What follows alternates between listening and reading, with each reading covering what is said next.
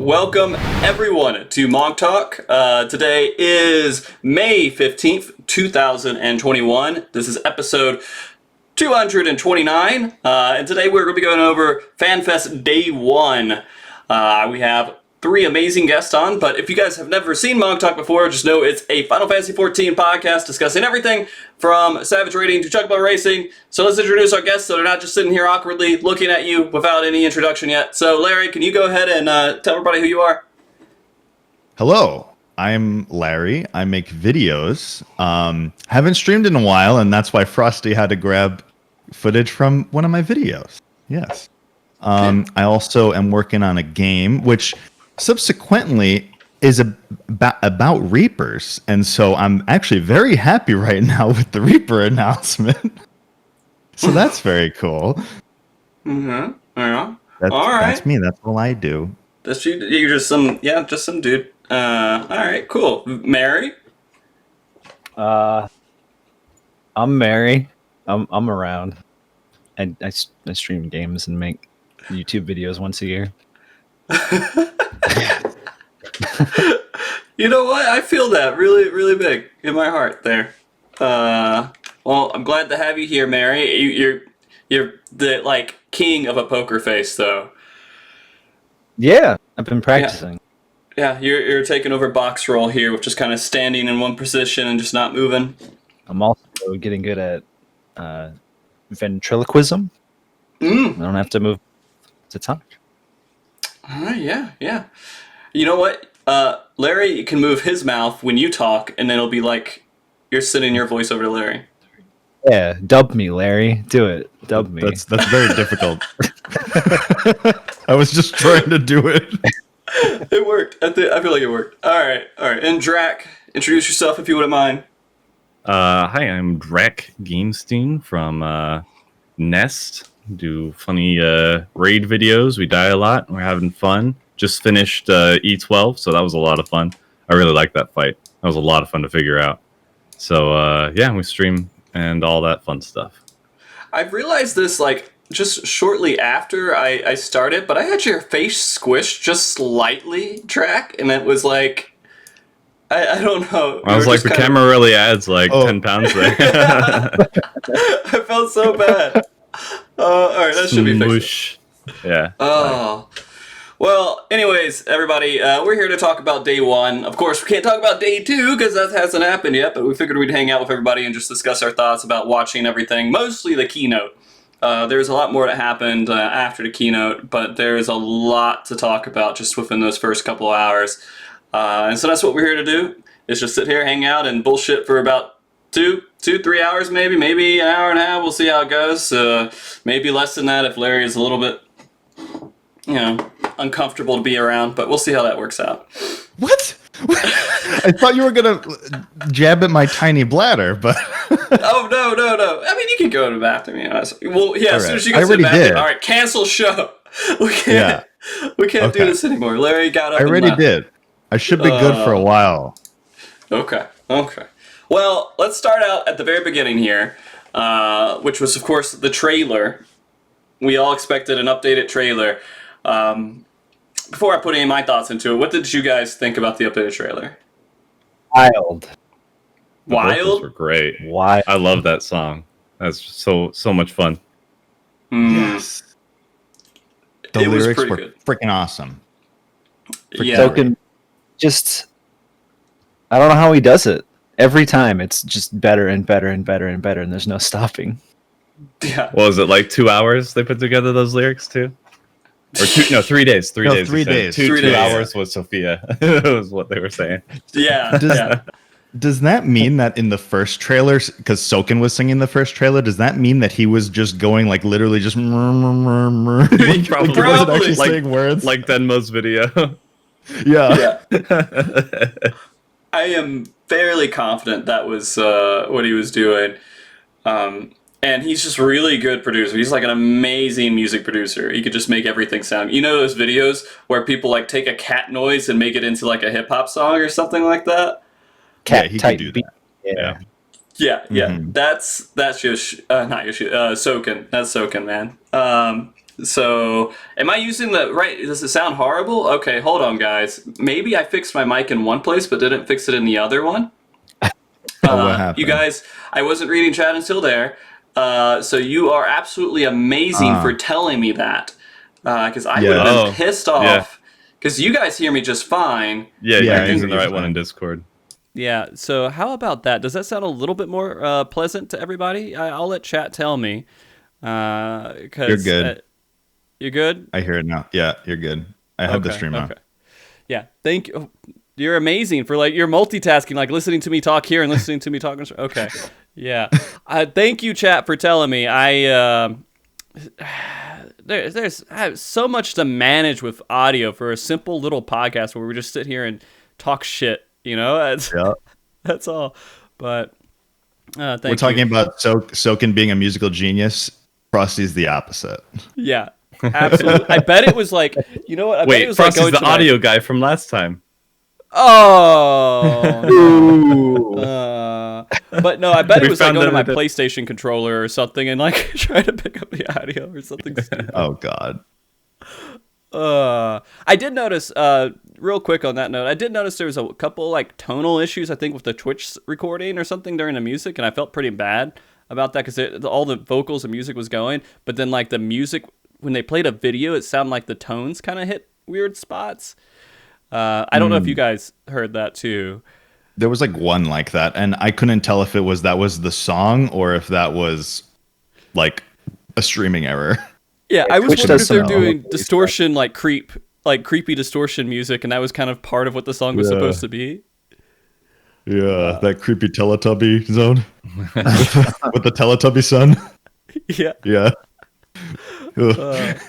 But no, I think they got that fixed, but they were managing multiple streaming services and a lot of technical stuff was going on in the background. So yeah, I'm sure it's very easy to mess that up, especially when we did the world race and I had to manage how that was those feeds were going and everything else, and I knew there's so much more technical shit behind what they were doing that I'm surprised it went as well as it did, to be honest with you. Yeah, me too.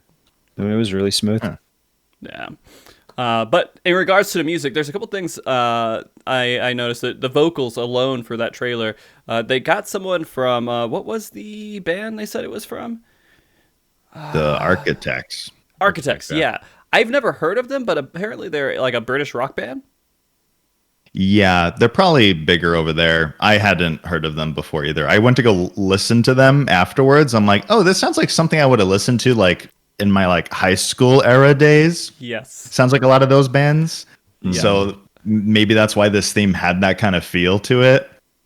So, Yeah, it did. cool. So Yeah, it had to a be honest, Nirvana. Yeah. Halfway through that video, I was thinking Linkin Park, to be honest with you, the screaming and when it's starting up there, it's that gives me a couple of Linkin Park vibes, and I love, because I grew up with that. People can meme on that all they want, but I mean, I love too. Linkin Park. Yeah, I do too. It's freaking awesome. Yeah. So yeah, it's very good. I mean, they still make music though. I think that band has been around since the early 2000s. But I was looking it up, and the Sam, what was his last name? Yeah, it was Sam Carter. Sam Carter, I think. Sam Carter. He joined up in 2007. So he was a more recent addition to that band, and then he's been with them since then. Okay. Yeah, I mean, I look at him and I don't match his voice with the way, I don't know if that sounds horrible or stupid, but he does, when I think of the 90s rock, I think of someone completely different than him. But he does put out some really awesome vocals. I'm glad they got him. They also got Amanda Achen, who I'm not familiar with. Amanda Aiken, yeah. Yeah, Aiken, sorry. Mm. Which I think they said later on she was part of a choir, I think, in L.A., and they heard her and took her on because of that. Interesting. I didn't know She that. had a nice voice. Yeah, amazing. Yeah. So, and then the male background vocals, of course, were Koji. He has to throw himself in there Every time. Legend. Yeah, I mean, her legend. the female vocals like had like really good like moments in it, like when it switched over to Charlene and then it had the female vocals there, like just having that dynamic there was just such a really cool touch to it. I don't know anything about music theory, can't talk about that like how Alex does, but it made me feel happy, so Yeah, I no. liked it. It was good. Yeah. And then what was the only thing that I was thinking, like a lot of people associate Susan Calloway to all the music and everything else. Yeah. And I was a little bit surprised by that, but I mean I do like that they're getting like new people into and kind of seeing who else they can give a voice to on the soundtrack. And so I'm happy. I'm happy with all their choices right now. So I have listened to it far too many times for my own good. Yep. Oh, did Amanda do Shadowbringers too? She was in Tomorrow and Tomorrow. Yeah. Okay. Okay. So I'm happy for that. I do want to see where that goes forward in the future and everything else. It's another person for me to try to interview at some point. Yeah. I Hell mean, yeah. like I do miss Susan Calloway in a way, but also it's been pretty much since like Soken took the reins of making the main themes that they didn't use Susan Calloway anymore. So it's kind of like Susan Calloway was Nobuo's thing for 14, and now using these other singers is Soken's thing. So like Soken isn't a replacement of Nobuo. He's just he's Soken. He's his own thing. So I think it's a cool way to like diversify himself, or I don't know the word, but no. I mean, it's his own choices and everything else. And I mean, I don't know any of the logistics behind any of that stuff. He probably was like, yeah, her voice sounds perfect for what I want to do, and went forward with it. Right. And that was it. I trust his ear. Oh, absolutely. good ears. He has treated my ears very well, so I trust everything he's got going on. Well, besides all the music and everything else, was there anything else in the trailer that kind of stood out to you guys? Oh, Twin Daddy. Twin Daddy? Yeah. Potential Larryzaur father. Oh. Definitely. He for sure is. He's in the lore book. Same. Yeah. Oh, is it? Okay. Yeah. All right. Yeah. But I thought of it right away too, because like he just looks like them. So I'm like, that's his dad. That's their dad. Yeah, but then, white hair, ponytail. Right. Which, Yeah, I by had the way, no clue he's who it an was. asshole. Like, what kind of? Now we know where Alphino got it. Yeah. Yeah, what Alphino kind and of asshole? Roboborn. Yeah, he's terrible. They go to him. They're like, "We're all gonna die. Can you help?" And he's like, "No." We don't do that here. Yeah. He did the same thing with the Calamity, Yeah, and his They're dad was assholes. like, "Well, fuck you, I'm going." Yeah. and that's why we have Alphino and Alice with us. Yeah, and I bet he was Yeah. like, see what happens when you get involved? And he's like... Yeah. God, Oh my goodness. No, but I did see him, and I was like, I don't know who that is, but I bet I could figure it out if I spent a little bit of time on it. But no, that makes sense what you guys are saying, absolutely. open up the good old lore book. Yeah, I mean, I got them right over there. I really need to read them. Yeah, I really do. and But no. Estinian coming in on the frickin' dragon. Which, by the way, like immediately you see the dragon, and you're like, "That's not Tiamat. Who's Yeah. this? Another first brood." Oh, and then like Estinian just jumps down with his freaking star diver, and you're like, Estinian's basically just our Super Saiyan. Like he's just a Final Fantasy 14 Super Saiyan, basically. So And he's just gonna that was awesome. come kill slimes with us in dungeons, right? It's just like Yeah, They're doing a really cool thing with him, and it's. I feel like they're kind of positioning him as Nidhogg's replacement, essentially, because he is like, in a lot of ways, just Nidhogg now. So being like really connected with all the first brood is really cool. yeah, that is kind of interesting. Well, I mean, I don't know anything about dragon lore in Final Fantasy 14. But it did seem the way that they were speaking in the keynote that this dragon was kind of a mystery a little bit to some people. I mean, is it not a mystery? Is this a more well-known dragon than We've seen him before. It's the first brood. We've seen him in concept art. Yep. He's one of the first brood we have yet to see in game. and now we have. First time But, I seeing mean, him in game. Right. Is that yeah. name referenced in any other Final Fantasy? Oh yeah, absolutely. He's Is it? in Final Fantasy 11 even alongside a few others like Nidhogg and stuff. Fafnir. Yeah, we knew all their names. The other one is Asdaja, I think. Yep, right? Nastasha. Yeah. Because when I Green. think of Tiamat, that's like iconic. Like that's from like a whole bunch of different Final Fantasies, right? I just don't recognize that name at all. Yeah, Ritra's from Final Fantasy 11 and probably some other ones too. Okay. I think they might have been explicitly written in the lore book, probably with that art and saying like, here's all the names of the first brood. Yeah, they did. It was okay. It was, yeah. I can go grab it. Oh yeah. So pretty sure, but yeah, I mean, Estinian does say it's Vritra like right in the trailer. I just didn't hear it because we were all screaming. So Yeah, I couldn't either. Yeah, it felt like he kind of muttered it a little bit. Like the music was kind of there. It's like you're listening, grooving out to the music, and you kind of hear him say something. And you're like, "It's okay. I can miss it. I can miss what he said. I'm happy with it." Trailer's something you want to watch like 3 or 4 times over anyway. And we're Yeah. going to see it a whole bunch when we forget to log in with our characters. Yeah. Every time. yeah, I'm like logging in, I get it to go get a drink, and I hear it in the background. Oh, jeez. During that scene, by the way, when he's doing the Star Diver jump and everything else, he came out of like the clouds like a summon, right? yeah, the clouds like opened up. It's like, oh, Estinian. Like, What the fuck? Burninating the Garleans. yeah, think of Deadbell's video. Yeah. Estinian. Oh, It did like there was billions of flying tentacle monsters going everywhere during that scene too, which I guess that was just to add effect. I don't really know anything. I guess we're going to be dealing a lot with the shadow creatures, I assume, and Endwalker. That's the void and everything else. Yeah, they did a similar thing in the Heavensward trailer because it was just a whole bunch of Hraesvelgers. Yeah. And the Heavensward one, I was like, okay. Yeah. And now we got flying tentacle monsters, just like Yep. in my favorite Japanese animes. Yeah. we fought those before. They're in the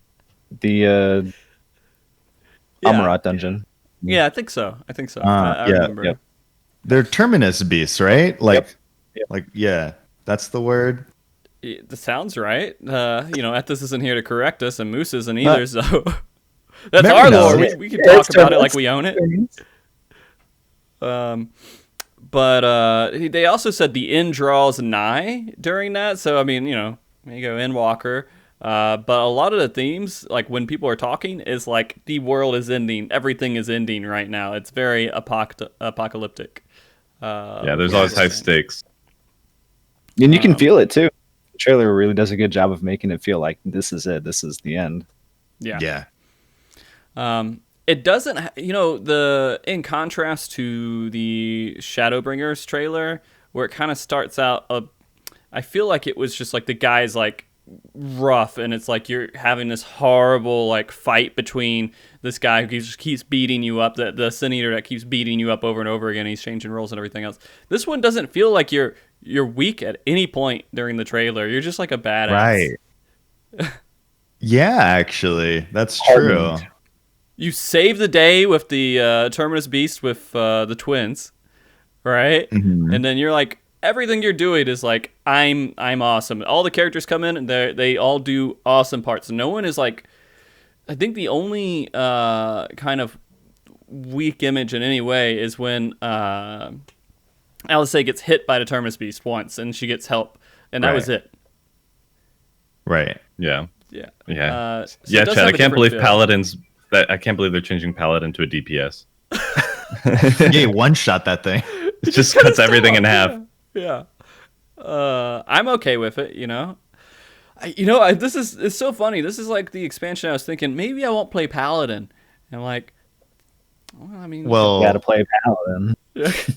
I guess so. well, Jeez. being the poster child is a curse, actually. Every time the job is a poster child, it usually ends up getting the shit end of the stick a lot of the time. Don't talk about Monk. Don't talk about Monk. Don't talk about Monk. Don't talk about So let's Monk. talk about Monk a little bit here. You Which, should be scared. You should be scared about Paladin Frosty. Yeah, I think it might be time for me to try a new role and a new job. I'm thinking everybody's going to go Reaper, so Sage might be okay to try out. Although Most White people Mage or will be Astro would Reaper. probably be a better bet because it'll be the opposing healer, and I think that's going to be in short demand. So, we'll see. In terms of rating, yes. Yeah. I mean, I Everybody's always gonna think be in terms Mage. of rating, like, Right. It doesn't matter. You play whatever else you want while leveling, before rating and everything else, and it doesn't matter what you play. It's going to be fun either way. Yeah, you're talking about like what do I need that's going to take the longest to fill in Party Finder? Probably the White Mage, yeah, because for the healer slot, Sage will be in like that. So Yeah. you just got to be the opposite. Yeah. But I mean, Sage could have the same curse that Astro did, right? Where it came out and it just no one wanted to play it. It was just underwhelming. So Good. That's what I said. Everybody got really hyped about Sage, and I'm like, don't count your chickens before they hatch, guys, or at least like be willing to stick with it while they work through the stuff, because the dev team needs to hear the feedback, and that comes from people actually playing it and figuring out where it's lacking. But if you just drop it like that, you're not going to help it get any better. Not that Astro's been in a great spot anyway, I guess, because everybody's always complained about Astro to some extent, but Astro's ridiculous at the moment. I think it's the only solo healer you could really run with at the moment, isn't it? Like, it was or at least the main solo healer. I'm sure the Raiders in chat can tell me better than anyone else, but I don't really know. I did a little bit of Astro recently, by the way, just to say that I did some raiding with Astro in Party Finder, and it was a blast. I had so much fun doing it. Astro's the busier one, I feel. So if you want to be hitting more buttons and feel busier, I think Astro's the one for that. Flipping cards around. It's going to change completely in the expansion too. I wish we had a little bit of info on that, but I'm sure that's going to come soon. Yeah, when we get the job action stuff. It'd suck if they're just like, well, let's just remove all of their shield stuff and just leave it all pure healing, and that's it. Remove all the shield effects. Don't really do much. I don't know. I think Diurnal and we're going on super side tangent, I guess. It's fine. Yeah. I think Diurnal and Nocturnal will still exist, but obviously not in the way that we have right now where they're full stances. I think they'll still exist, but maybe as cooldowns or something. I don't know. But because they're in the lore. Yeah. Oh my God. I just want Cleric stance back, really. But no. Yeah. All right. But, We won't go too much into that. We can hit that for the healer show. I feel bad, like, going completely off a tangent. Like, Astro has nothing to do with the trailer at all. They have Rian J. He's an Astro. You're right. He was in the That's the city, the new city, Fafnir. What? Not Fafnir. What's the Mazatlan? Yeah. Mm-hmm. And so that's that was actually pretty cool. We'll get into that. We're not fucking done with the trailer. All right. So, at one point, it zooms in on a big locked door. You have Crystal Cat Boy, guy saying, the star has secrets to tell. Take care, my friend. So That's me. I'm his friend. You see the book he's reading in his eyes in that shot, and it's crazy. Is it? What's the book? I didn't actually pay attention to that. You just see writing in a book, but it's reflected in his eyes. Did you read it, Merri? What did it say? It said, CSI? "Did you know that Final Fantasy XIV has a free trial going up to level 60?" Play the critically acclaimed MMO. Yeah. Okay. So when he was doing that, he was talking to us while we're on the moon. I'm assuming that's the only thing I can think. Take care, my friend. Why the fuck would he? Or maybe he's locked in that room. Maybe they locked him in there. Yeah, it's locked. How did he get in? Let's figure it out. It's locked from the outside. You can come out when you've saved the world, Graha. Get Once with these isn't books. enough. Don't come. He's used to being locked in rooms, though. I mean, so He's so good at that. he's really good at that. It's true. Poor guy. Okay, so the other thing that kind of stood out to me was the part where we saw their dad, which we were all assuming, of course, their dad, say, "Come what may." Something, I'm paraphrasing a little bit, but "Come what may, we shall still exist. We must." Like, they're like, he's saying something like Charlians are like super important, They can't Yeah. they're not We going to can't die. They die. don't care or something. They got to live on. They got to preserve their knowledge. Who they don't share their knowledge with anybody else because they know what's going on and they know exactly how to fix it. But they're not gonna tell us that. They're just gonna go dig in a hole and just stay there. I see a lot of parallels with them and the stories of Amarat. If you guys read some of those because they were very like non-intervention in a lot of ways. So there might be some influence there with like an Ossian kind of hiding among them, kind of like. They're all sundered now. Oh, do you think? So, but Ishgarded with the Asians, or just sitting in the background like puppet controlling them. Maybe or one just doesn't really want the conflict, but still kind of stays kind of close to that. What do you call it? That like a confidant, like a. Just likes the banter, likes the discussions and the rhetoric and all that stuff. The rhetoric, I don't know if it was what it's called, but yeah, just yeah. Okay. But maybe they'll. So they might have a way to save them. Sorry, maybe they have a way to save themselves, but they don't want to share. Like they're gonna preserve themselves. They know it's coming. They're just gonna do that, and then each toll is trying to like get them to share that with the world. All right, Merri, what were you saying? I think it would be interesting if they did like a flip with the Asians because we've heard plenty about the Asians, but there's ancients that followed Hydaelyn and everything, and we don't know to the extent they still exist if they do. That's true. Hiding. Maybe they had some influence on Sharlayan or like ancestors forever ago. No, They must have because like a lot of the architecture, like they adopted that logarithmic spiral thing, which is in a whole lot of Amorotine stuff. So, and just the way that they behave of like hoarding knowledge and not intervening, like Drac said, like all of that is just so like modern day Amarat type of deal going on. Like it's very reminiscent of Amarat. So it's very interesting. The nail in the coffin of that theory is if we see grapes anywhere. Yeah. Grapes? They got some good grapes over there. True. Okay. It's in a story, Frosty. You got to read. Yeah, you got to read the story. The lore. Where do I read that at? On the internet. Tales from the Shadow. God, I don't ever read the little stories that they publish every once in a while. Yeah, Frosty, they're really the stories good. of Amarat were really good. They're very good. Phenomenal. And they I'm give you so good sorry. insight into the lore and the story and your character. I'm busy, man. I only have so much time. You could read it if you're pooping. You could go to the bathroom. Do they have it on Audible? Can I just put it on? No, there's no Audible. I'll record it for you, Frosty. Will and so you? you can listen. Yeah, sure. Okay, thank you, man. I really appreciate that. Probably in like a year or something. I'm not committing, but All right. The other thing was Xeno was Big Reaper man. He was coming out and he was displaying the scythe, which makes so shocked.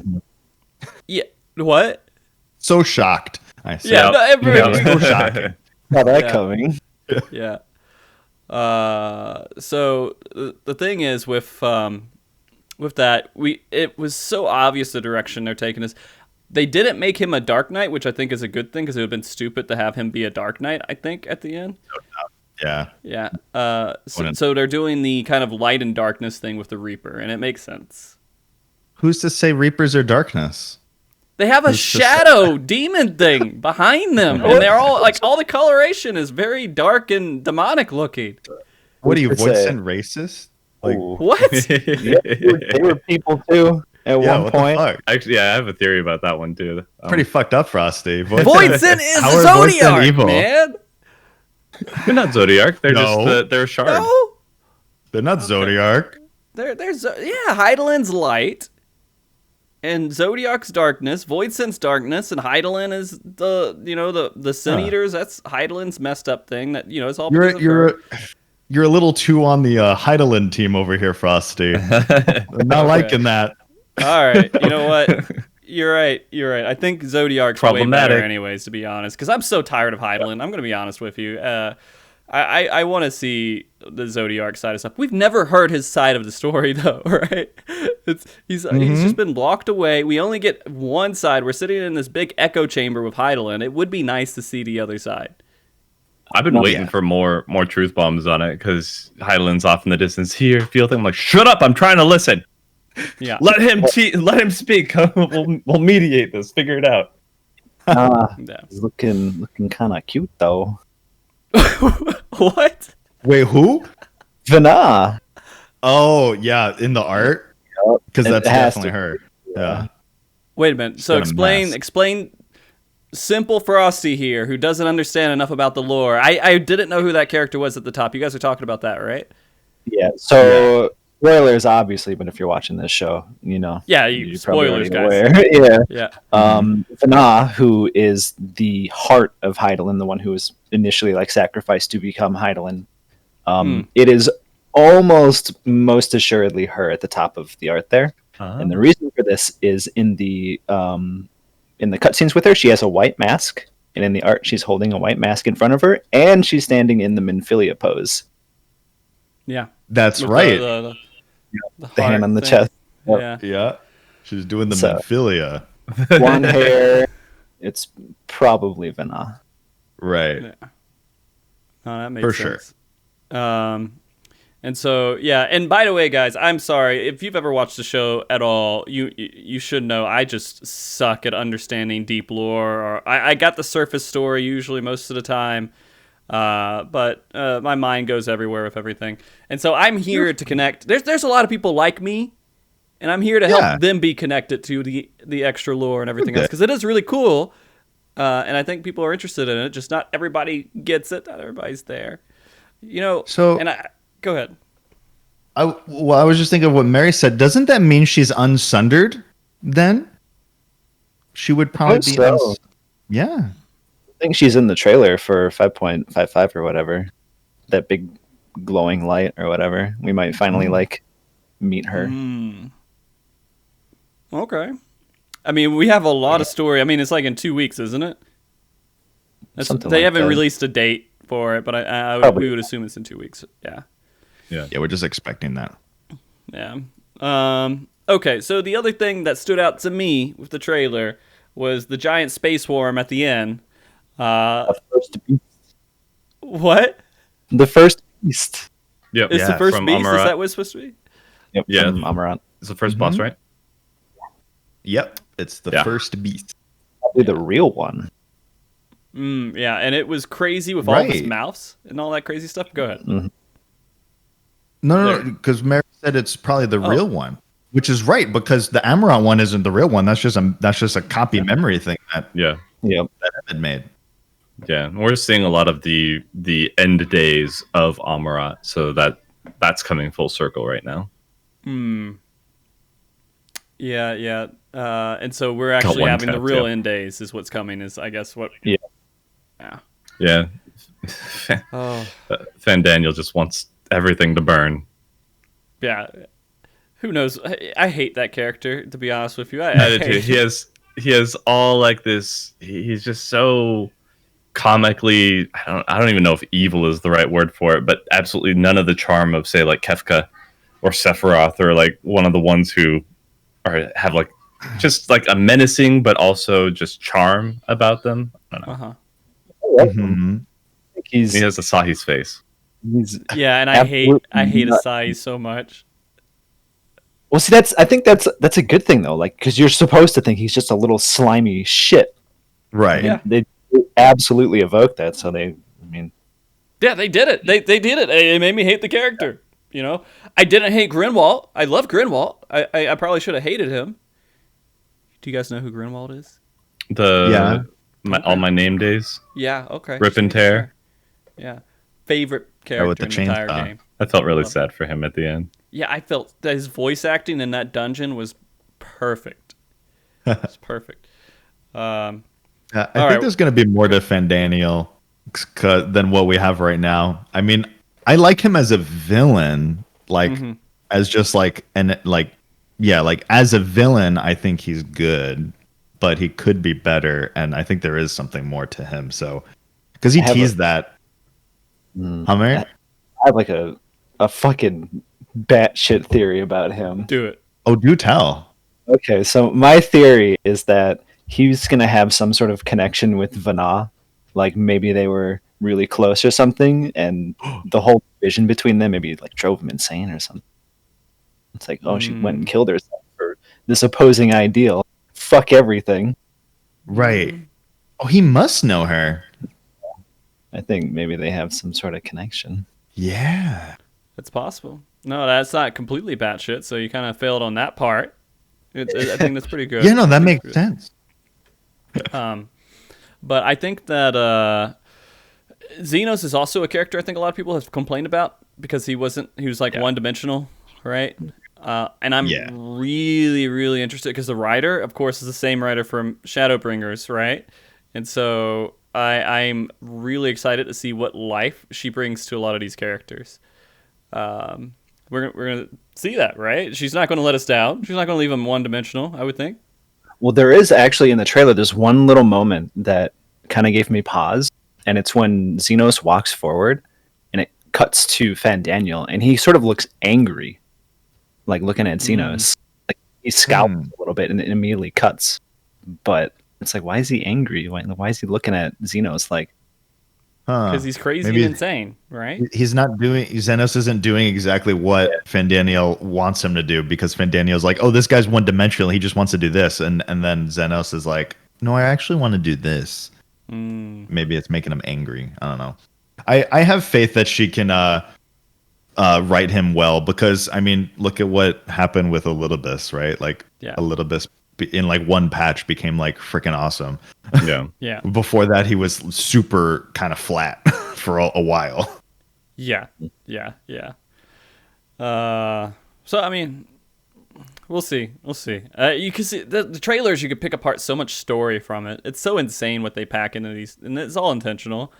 I mean, there are some things that they put in there just for visual effect, but there's still a lot you can grab from it. Was there anything else? I think that's all the stuff that I recognized with the trailer. I don't know if you guys saw anything else that kind of stood out. I liked his revolver scythe. Like, not only did he have a scythe, he had a revolver scythe. I thought that was really cool. Yeah, it had like a barrel on it. Yeah. Oh, but I thought he could use Aether now. So, is that because? He can, yeah. So, I mean, it's still a really cool design. So, yeah. The gun scythe. Yeah. That's crazy. I guess Garlean, yeah, it makes sense to have a gun if you're a Garlean, right? Just what they do. Yeah, and Yoshi P had ammo on his belt. It's what they do. Yeah. No, yeah, he did have, well, was it ammo or potions? Like, I didn't really know what. Like potions, they were blood vials. There you go. Bloodborne. It was, he came out and I was like, is this a Bloodborne 2 stream now? What happened? Yeah. But man, that trailer, I feel like, to me, I know some people had a couple complaints that it wasn't at the same effect that you had on Shadowbringers, but to me, I loved it. Like, I'm hyped. I am more hyped from seeing that trailer. I think there's a lot that's going to happen within the expansion that I'm just ready for. And I don't know why. I'm more hyped for Endwalker than I have been for a lot of the other expansions. I mean, it's the combination of all of them put together. Yeah. So, they're really doing this finale thing. Like they're really riding that theme.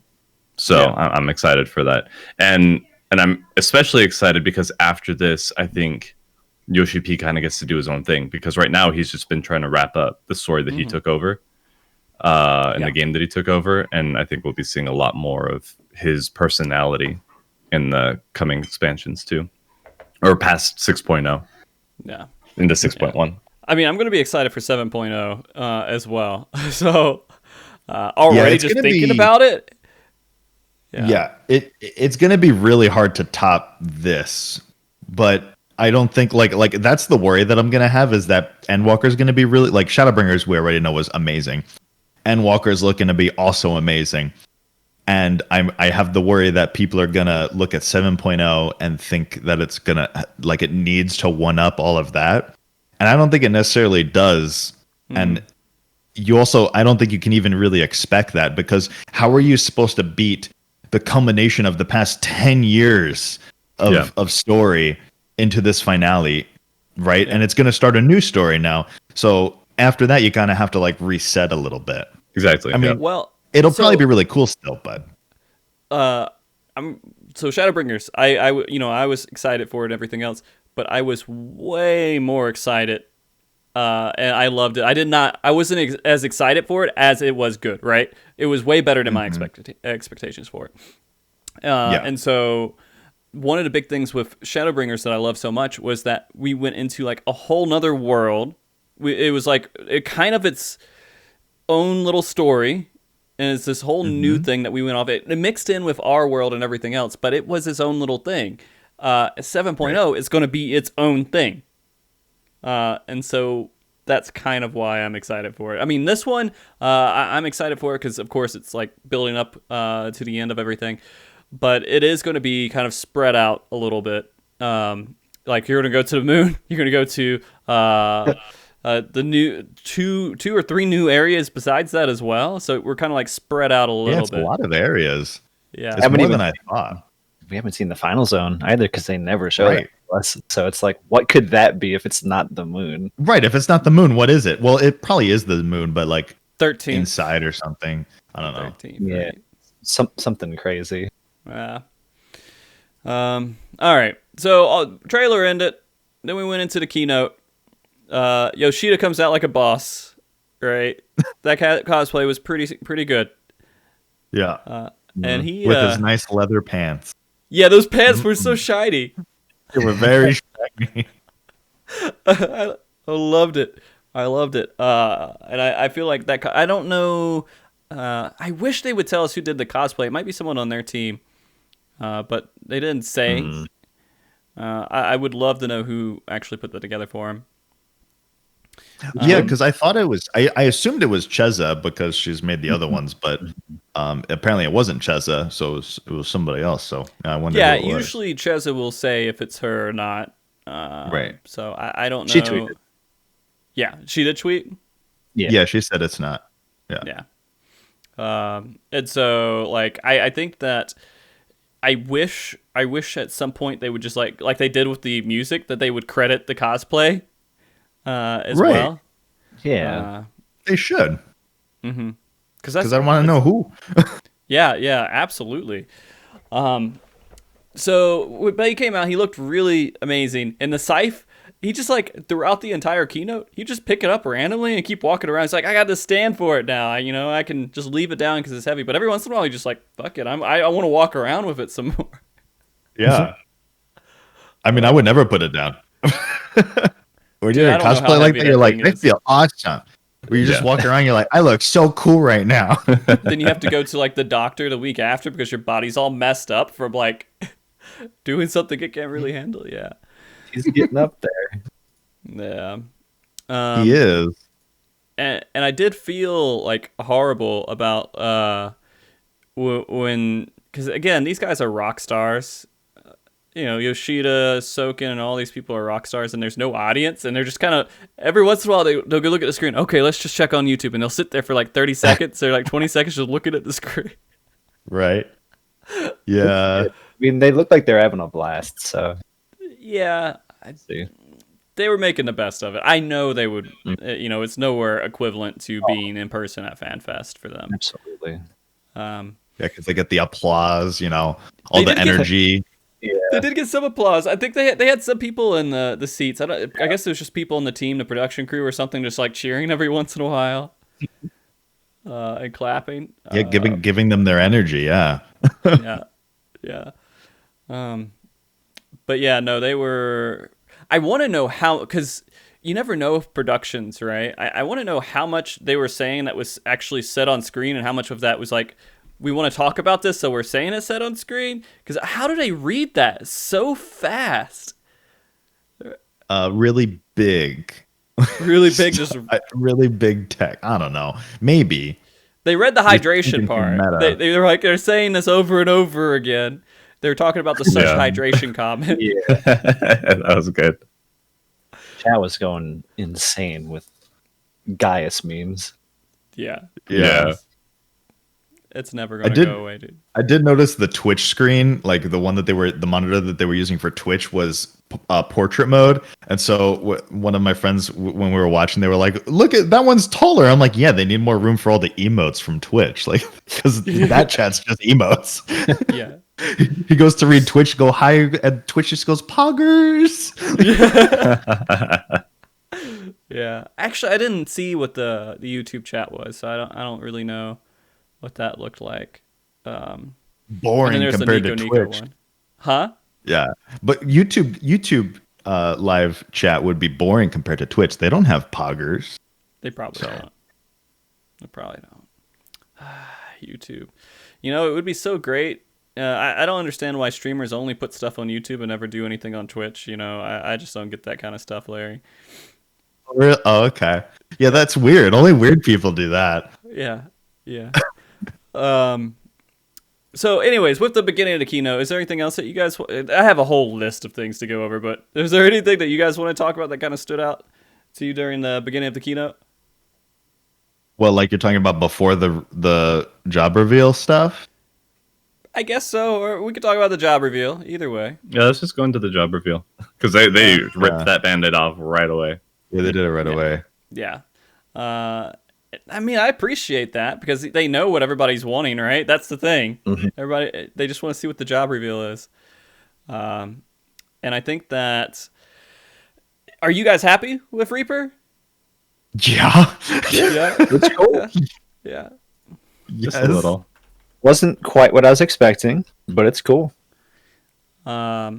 Yeah, I was honestly, I was like, they're probably just going to do like Beastmaster or something. Be like, oh, it's not going to be a limited job. This is going to be what we're going to do here. And try to make that work with a scythe. Because I just, like, they're not going to do Necromancer because that's the only other thing I could think of that they would do.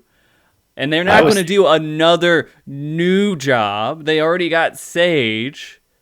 And then they're like, no, we're going to do another new job. Yeah, I was thinking, well, Sage isn't new. Sage has been in past Final Fantasy. But the job name has, but not this way, yeah. Yeah, it's not been that. It's original Final Fantasy job, really. I was thinking the scythe job was going to be something similar to Ranjit and his scythe. Yeah, I thought so too. They did take a lot of notes from that, though. Like, with the way you merge with your avatar or your familiar. True. Yeah, it actually is a lot like it. Like, it's not literally that, but it does a lot of that stuff. So that's actually very true. Yeah, which I'm so happy about. I'm so happy about that. So I do want to know this. Now seeing Reaper and now knowing Sage exists too, are you guys playing the new jobs as your main, or what are you going to stick to your mains? Larry, are you going to stay a summoner? Oh yeah, I'm staying summoner, but okay. I'll definitely play it. It might be my secondary. I don't know, but okay. I mean, I always play caster, so yeah. I mean, with summoner, I people ask like how can you stay the same main since 2.0, right? I'm like, well, it's a different job every expansion. I get a new one every time, so it's okay. Fine. I'm used to it. True. Merri, are you going to get off Gunbreaker? Nope. Gunbreaker. Okay. Drac, you're doing White Mage now? You're doing Dark Knight? What are you doing? Yeah. I was so ready just to be like, I'm really excited with what they're doing for Monk because they did like almost everything I asked for on that. And then they turned around with Reaper and did everything I asked for from like what I thought Beastmaster could be, like a Final Fantasy version of that. And oh my gosh, it was literally like all these key points that I wanted. We get a familiar, we get it attacking with us without the silly AI, we get a channeling thing where we literally transform. I thought that would be too much to ask for from the dev team, but your whole appearance changes. You get red glowing eyes, you get a shawl, your stance changes, you get new attack animation. They went all in. And so I'm like, I gotta play it now. I asked for this, they gave it to me. I'm not gonna be ungrateful. I'm gonna play the hell out of it. Okay. Yeah, it's freaking awesome. I do. Sure. Go ahead, Merri. I was gonna make a bad joke. I was gonna say it's a JoJo thing. You get a it's a stand. Did you see the meme of when Koji did the thing? They put him behind Yoshi P, like his Reaper. Yeah, Oh, I saw Demo made it into a GIF of him just kind of doing this whole thing the whole time, looking like is Koji going for a hug? You know, so it's amazing. That meme that like 10 seconds interaction is going to be on the internet for the next like decade. Yeah. Koji being the void sent behind Yoshi. Just that motion in general is going to produce a lot of memes. Yeah. It's funny because I just said that Koji is Yoshi P's voice actor, his English voice actor. It is true. God. But I will say one thing. I will say during the trailer for the new job, with the shadow kind of popping up way above the head and just kind of taking up a lot of space, I'm actually kind of concerned. I hope there's like a small size avatar. Like I could do small avatar. Stop it. Stop it. You're probably one of those people that make Bahamut tiny. Bahamut's too big. I can't see my character. I do now. You miss mechanics, dude. You just miss No. completely. That's why you can't change Phoenix's size. They were like, nope, Phoenix is just gonna wait, does it change? I never tried, but I don't think it changes. I don't really know. Good. Actually, maybe it does. Eva's Bahamut is tiny, but whatever. Who cares? You're not the one. You know, it changes it just for you. It doesn't matter. Right. Yeah. I see big Bahamut. It's very important. But yeah, I hope you can change it. No. It's really close to like your character. So I mean, it's busy on the screen, but it's not huge. like it was like double the size of my character from what I saw in the trailer. It was like really far up there. I mean, it seems like it's only on like very specific abilities, so it's not going to be consistent. Yeah. Yeah, it's like it's I don't think it's always there. It's just when you use it. It's like an OGCD or something. Like you do your GCD attacks are like those green looking ones, and then your OGCDs are coming in with the Reaper coming in and but using is it just those one red attack, or is it attacks. like half of your attacks it pops up during when you're in a mode, so it's just like popping up and down real quick and just like It probably keeps doing it. It's probably like you're going like 1, 2, 3, and in between the 1, 2, 3, you're hitting other OGCDs, and it's popping up doing one. Next GCD popping up does another one. It's probably like that, and that's awesome. And you're being a crybaby. A gauge system, like you build up gauge and then you spend it on your phantom. Yeah. Yes. Okay. Yes. I'm excited to see what they use do. it. Yeah, I'd be and then super you use happy. it enough, and you become. Then he goes into you, right? Yeah. And then you get. That transformation animation was so damn cool. Yes. Yeah. Oh my gosh, they knocked it out of the park with that one. Mm-hmm. Because I was. Go ahead. Go ahead. I was gonna say back to the Sage conversation with people like probably dropping it. I was giving Sam a bunch of grief. He's like, "Oh, I'm maining Sage." I'm like, "Don't be one of those people that says you're gonna main it and then it doesn't play as well and you're gonna drop it." And then as soon as Reaper comes out, I'm playing this job. I'm like, you didn't even try Sage yet, and you just dropped it. And in the middle of me roasting him about it, the transformation happened. I was like, "This is it. This is everything I wanted." Yomu did the same thing. Like it showed up like split second, and Yomu's like, "It's my main." I'm like, "Yomu, you're our tank. You don't have first dibs there, buddy. Sorry."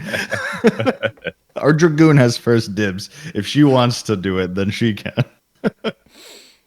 She just won the role. That's what happens with new jobs. It's like, oh, is it like it's maiming? Okay, you won that role. You get first dibs. You know what? I do everything in Party Finder. I play whatever the fuck. Oh yeah, you're good. Yeah, I mean that's why you got to think about what's the one that everybody's gonna play and what's the one that should I fill, right? So yeah, I lucked out. My static was probably gonna have to go melee to keep the static together, and my co-tank was like, I want to play it, and it's like, great, I could stay tank. Oh, you were probably gonna have to be melee next expansion. Yeah, yeah. So Reaper saved you then. Did. Merri, I did that with my expansion during my expansion. I did that with my my jobs during Heaven's Horde. I started off because I wanted to play machinist, and I completely mixed up everyone else's roles and jobs just because I wanted to play machinist. And then we lost our healer, so I was like, all right, fine. I was greedy for one patch. Let me go over into Scholar. So I did Scholar. And then after that, I went to Paladin because we needed to fill a tank. And now I just got stuck on it because no one ever wanted to play tank again, I guess. And then it just worked out going forward. Oh. Now, what do you guys think of where it's going to fit in like, I don't want to say the meta because the developers don't necessarily think in that way. They just think about like where it fits in, like in terms of damage versus utility kind of, right? So I'm thinking that it's going to be kind of like Dragoon level damage-ish. Like it can't be top damage. That's what Samurai and Monk are for, right? Yeah. So it's probably like Dragoon area. And then what kind of utility would it have? One of the thoughts that I had was that it could raise, but when it raises somebody, it gives them living dead. So they need to be that would healed be really back funny. up. I'd love that. That'd be such a cool mechanic. Or even just like you can raise somebody for 30 seconds and then they die again. Yeah, right. Mm-hmm. Something along those lines. Like it's a raise, but there's but that's just not going to work as well in groups that are trying to optimize and everything else. Because I mean, you're like, well, your utility is if we fail, and like we fail, and then your recovery is so small. Like you'd rather just have a raise, right? And so I don't know. Just wait for someone. It depends on how much mana is like versus healing it versus the raise. Because you could just hit either your O shoot button or just kind of get them up. I don't know. Like I think having it as an off button, we have plenty of those in jobs where they're very like situational. So I don't think having one for that and that be its one is a bad thing. Yeah, well, the thing is, if it had the raise, it would become the prog melee. It would just not like become Mage. Yeah, exactly. Like right now, Red Mage is the prog caster, right? And then, well, I don't have Summoner, Red Mage, and then Reaper, and one random physical ranged. Yeah, you got 3 razors for prog. I don't know. I don't think they really should do it, but if in this hypothetical situation, if they did, it would become the prog melee, right? So, which would mean it wouldn't be picked in where you care about your damage. So it's a weird balance you got to do here. But then the other option is like if it's just a damage utility, like what is it? Like some boring thing, like it just ups everybody's direct hit. Like what kind of utility do we need that isn't in there right now? What if it had one ability? It had like a 10-minute cooldown. But it like boosts everyone's damage by double, and then afterwards you all die. So like final stand, like final sting. Yeah, so you have to time it perfectly with the enrage counter, and you just cast it right at the end, and then like everyone just dies right afterwards. I got one. Yeah, AOE bloodbath. On the AOE bloodbath. Yeah, life drain. That would be cool. I expected that with Dancer, but yeah, that'd be cool on They Reaper. could like give a buff where everyone gets a bit of life drain for like 10 seconds or something. True. Yeah, that would fit perfectly too. Yeah. Hoy. I mean, that would both of these. Go ahead. I was just saying that would be interesting, but then I just worry like if like that's its utility, then it's like it wouldn't be in meta comps, right? So, I mean, I guess it's not the worst thing if all. Well, if I mean, like if the efficiency with comp. how much it heals through that, versus like during certain situations, like if you have like a dot going on and it counters the dot basically, and the healer doesn't have to do anything for that. The healer gets GCDs. Yeah. Yeah, that's true. Yeah. I don't know. I can't think of like an interesting DPS gain utility that like goes into the into Reaper's aesthetic. Is the thing. I can't think of something like that. I mean, there could be pure damage like Samurai. So I don't think Samurai gives anybody anything too. Yeah. Oh, you think would be like a top DPS like Samurai? I don't know about top DPS, but just like focusing on the personal. Or maybe they just make the boss weaker or something. They do debuffs and that's like their thing, and they're always just weakening things that I don't know. It is tough. But we won't know. We were all just pulling shit out of our ass right now, man. We have absolutely no clue what they're gonna do. Yeah, I mean that's the interesting thing that we gotta wait for and see where it fits. I do like the shadow pet part being like it just looks like animations. It's not really anything outside of just extra animation, so it's not like something you have to control. It's what they should have done for all the pets. It's what they should do for all pets at this point. It's just easier for them, I think, and they definitely have shown that they don't mind putting in the legwork to make it look good and feel good still. So I think this would alleviate a lot of issues because as much as people like Bahamut and Phoenix, Eggy's still Garbo. So we might see some changes in regards to Summoner on how the Eggies work. In that regard, like you could still have their abilities, but they would work more or less like how the Reaper familiar does. That's what I would want. Yeah, and since Happy's interview of where they said that they just like stopped Eggy Glamour development, then it's like, so does that mean there's no more Eggies?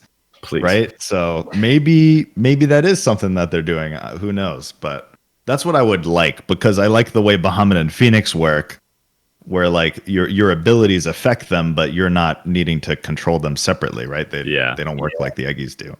So have to wait and see on that. We do. We do. I assume they're going to show that. We have 6 months before the expansion comes out. So we have a lot of time before them to give us information. I do hope they do another event that is like in replacement of like a media tour.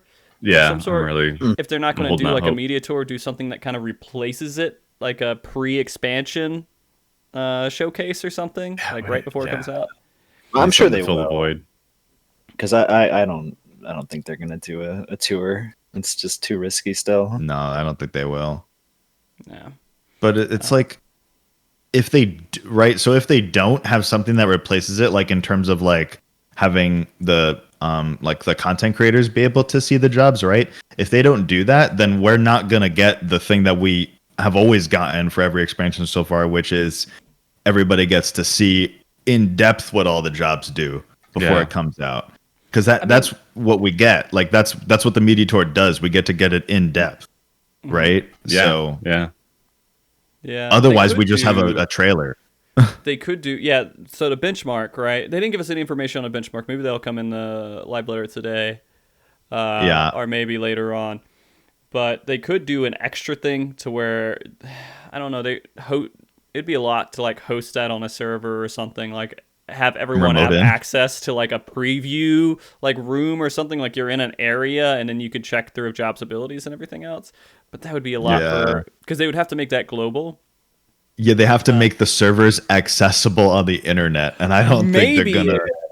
Maybe they'll let they'll do some media tour, but they'll do like when people get into beta or alpha or something, they put like their names all over, like in watermark, all over everything on the screen. Yeah, but then they're releasing a client that you can download and data mine. That's true. Yep. That's true. So they're not going to do that either. Yeah. I think we're just going to, if anything, I think we're just going to get like some kind of like private stream thing that they showcase these things to us. And we're not going to get a hands-on thing. So we're probably not going to get the chance to get all the in-depth information that we usually have been able to do. Unless they are like doing that kind of remote and then they have like a representative working with you and you just tell them what you want them to do. I could see that. Yeah. But that would be, we'll see. We're theory crafting on something that's not, there's no way we could really figure it out. There wasn't too much more with the job or anything before we start going into the hub cities and everything that I can think of. Was there anything else that you guys want to bring up on Reaper? Did you guys think it was going to be called Reaper? Yeah, I had an idea. It was one of. It had an idea, big idea. It was one of the guesses, but I mean, I didn't like. I would calling it Reaper, like I was saying Reaper, and a lot of people were too, but I didn't think it would actually necessarily be called Reaper. Mm-hmm. Like I thought it would just be called something else, but essentially it's what Reaper is, right? Yeah. So I had a little theory about the avatar. Since we're calling it From the Void, maybe it's how Ardbert was our shard from the first. Maybe the Reaper is the shard or from us. It's us. Maybe it's us. Maybe it's our void scent, the one that failed. That's true. Why is the void scent helping us? Why do we have a void scent that's going off and we're killing void scent with this void scent, right? Like what? It the does lore seem implications. It seems super affectionate. It's like caressing your character. Yeah, it's like hugging us. Ooh. Yeah, it loves us, man. It's practicing self-love. The one thing that is kind of interesting about the two new jobs that they released is that none of these are like trademark Square Enix pull people in because they're releasing this job. I mean, it is Reaper is people, for sure. Is it from like Pull previous people in? With people who What do play you the mean? game, sure, but I mean people who don't play the game and who are looking at the expansion. Really? Yeah, Reaper is super edgy, dude. That's the thing that gets like anybody, like Reaper in Overwatch. Like people go and see Reaper on Overwatch, like I want to play that guy. I want to play Overwatch, right? It's the same just thing. because of the edgy factor. I was thinking more like, you know, they played Final Fantasy Tactics, right? And they loved this one job in Final Fantasy Tactics because that's what I believe. Like Dark Knight had that effect to it. I mean, like just because it's edgy. It's just because it's edgy. Okay. We just get edge. A very small minority of players are super interested in like the older Final Fantasy stuff. Most people just want the mainstream. Yeah, dude. Well, if they like the older stuff, they're already playing the game. More than likely. Yeah. Okay, that's fair enough. Yeah, for sure. Like 100%. It's just they just were like, we need a cool looking DPS. Here's freaking Reaper. That's the thing that'll get people to be like, I want to play that, right? Like I don't know, and Gundams, right? Yeah. Exactly. Like they made a healer look freaking awesome, right? So I mean, I don't play WoW. I don't know anything about WoW. I would want to try Death Knight. I don't know anything about it. I just see it and I'm like, that looks really cool looking. I'd play that, right? It's the same thing. Death Knight was Arthas, and so that was you know, that's the main reason it was cool for. I guess my head is like completely stuck somewhere else then with that. Like I love references more than anything else, but yeah, it is edgy. It's gonna bring people in for that. You're right. Yeah, Bloodborne players are like, ooh, what's Bloodborne aesthetic. I still haven't played Bloodborne, man. I still haven't played it. It's very Bloodborne aesthetic. Yeah. Very much so. So hub cities is the next thing, and they went not hub cities. I'm sorry, just areas in general, right? New areas. They were showing that off, which, like, I wasn't as excited about the new areas, but now I'm like hyped as hell for it, dude. Like, absolutely. Right. I was like kind of hesitant and nervous about like bland Garlemald crap and all this blah blah blah. Mm-hmm. It's like they just blew me away. They're absolutely gorgeous. Yeah. Like I just thought it was going to be like normal looking stuff that was just like a little bit, you know, different than what we saw before. But these places are, it feels really different. The only one there's a couple of them that was seemed kind of familiar with some areas we've been to before. But for example, the hub city that they were showing, Old Sharlayan. What'd you guys think about Old Sharlayan? It's Idleshire too, but even better because there's no Gavies. Beautiful. Thank God. Yeah, and it looks like you would expect Sharlayan stuff to look like. There's books everywhere, right? In it, there's bookcases. Awesome. Yeah. It was like a port city. It had like a big statue with pouring water out. That's pouring water out indefinitely. Yeah. I don't know. It looks like a good, solid like hub city. Like probably spend all your time in there. It reminds me a little bit of not like the aesthetics or whatever aesthetics of it, but going back to Stormblood and doing with the main city there, right? What was it? Oh, I can't remember the name of it. Kugane? Yeah, Kugane, right? Where it's like a port city that's just kind of sitting there and you have boats kind of going into it and everything else. So it kind of reminded me a little bit of that, but just in Sharlayan aesthetic. Dude, Sharlayan is like, it's like peak JRPG hub city, right? Like just the aesthetic is just super JRPG. It's freaking beautiful. I love it. I'm just gonna AFK there all the time. The music's probably awesome too. I've been waiting for this since 1.0, so Yeah. I'm Right. stoked. Didn't they say that this was like Awesome. originally planned as one of the main Yep. starting cities? Yeah. Yeah, they were gonna have 6 starting cities in 1.0, which is insane. Why would you'd only play jobs that come from that starting city? Like, why would you play any other job? It's like ridiculously outclasses the other cities. I don't know. And so then, okay, wait. So actually, that they wanted to show the new hub city, and then they showed characters of notes afterwards, which was Estinian.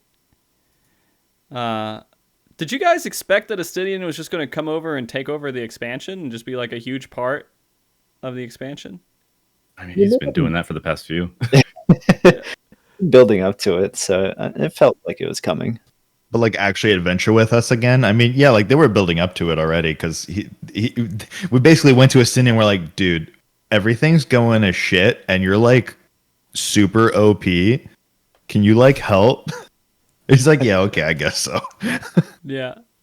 So yeah. He's He had was such huge a in wild Heavensward. redemption arc. Oh yeah. He was huge in Heavensward, and then Stormblood. He wasn't really there in Stormblood, right? He was off doing his own thing, being a Yeah. badass somewhere else. But now we need him here because we need his Super Saiyan badassery right now. So That's right. And he takes baths now. It's crazy. He takes that's baths, true. Yeah. His hair is clean. Yeah. Yeah. Yeah, it's really nice hair. And I guess he just doesn't want to use a helmet anymore. It's been that way since the end of Heavensward, so Yeah, It's I think fine. I think it's more like personable instead of because they did the same thing with like Gaius. He doesn't wear armor anymore and stuff like that. So like it's more like you can connect to the character a little bit more if you can see their expressions and what they look like, rather than the helmet's kind of like they're still cut off like thematically or just that vibe, that tone. You're right. Yes. I do actually take my Mog helm off when I'm going through the main story, by the way. Really? Yeah, I do. Wow. Because you can't tell any of the emotions. It's just a straight Moogle face every cutscene. Right. I have a friend who's the opposite. He gets upset when they forcibly take off his like pig mask. Oh, they do. I remember, there was at least one cutscene where they forced off the Moogle helm. I remember. Yeah, I saw your character's face without the Moogle helm that when we were setting up the thingamabobber, but I was like, the illusion is ruined. Seen Frosty without the Mog helmet. Yeah. I deleted it from my brain. I don't remember what you look like, so. Handsome. Yeah. Okay. So I was the Rogadin for a while, but then I went to the Hrothgar because I like Hrothgar way more than any other race in the game. So Yeah. because it's just different. I like different races. I don't like the just generic human with bunny ears, generic human with horns or whatever else. So I was like, With cat ears. Yeah. this bigger human, smaller human. Uh-huh. Yeah. Yeah, Rothgar's the different one. You're right. Literally the only one that's like it feels like it's a completely different race. Like you would expect, like if you're playing Skyrim and you can play like lizard people, you could do like all kinds of stuff with them, and it's just Right. it's all around the same here.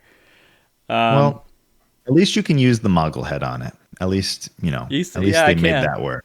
I don't care about haircuts or helmets or anything else with Rothgar because I don't have to see it. Real quick, let's jump into that. I know that was at the end of it, but let's just hit that a little bit because I feel like that's a good segue into literally the last part of the keynote. Yeah. Yeah, they showed off a couple helmet haircuts and then male versions of Vieira. The great I cat was- section. Yeah. I was completely astonished. I was floored. I couldn't believe it. I was just like, I was not expecting it whatsoever. So it was Really? a super, and whatsoever, because they said that they're not going to do any more races, and Oh, I know this isn't a new race. No, that's not. Well, it's not good to expect it, right? So Okay. I wasn't expecting it whatsoever, because it's a shit ton of work. Like, it's a whole new character model. Like, it's an absurd amount of crazy amount of work that they did that. Yeah. So yeah, it just logarithmically scales up in work every expansion, right? So because they got to go back and support everything else that existed in the game, right? Yeah. So yeah, it's crazy. So I was like, you guys better be grateful now, because it still drives me crazy how poorly some fans treat the dev team because they don't get exactly what they want. And it's like, asking for things that you want is definitely okay, and you should be giving that feedback. But gosh, like, somebody was already salty in my chat yesterday, like, already getting ready to be disappointed at No Bunny Boy.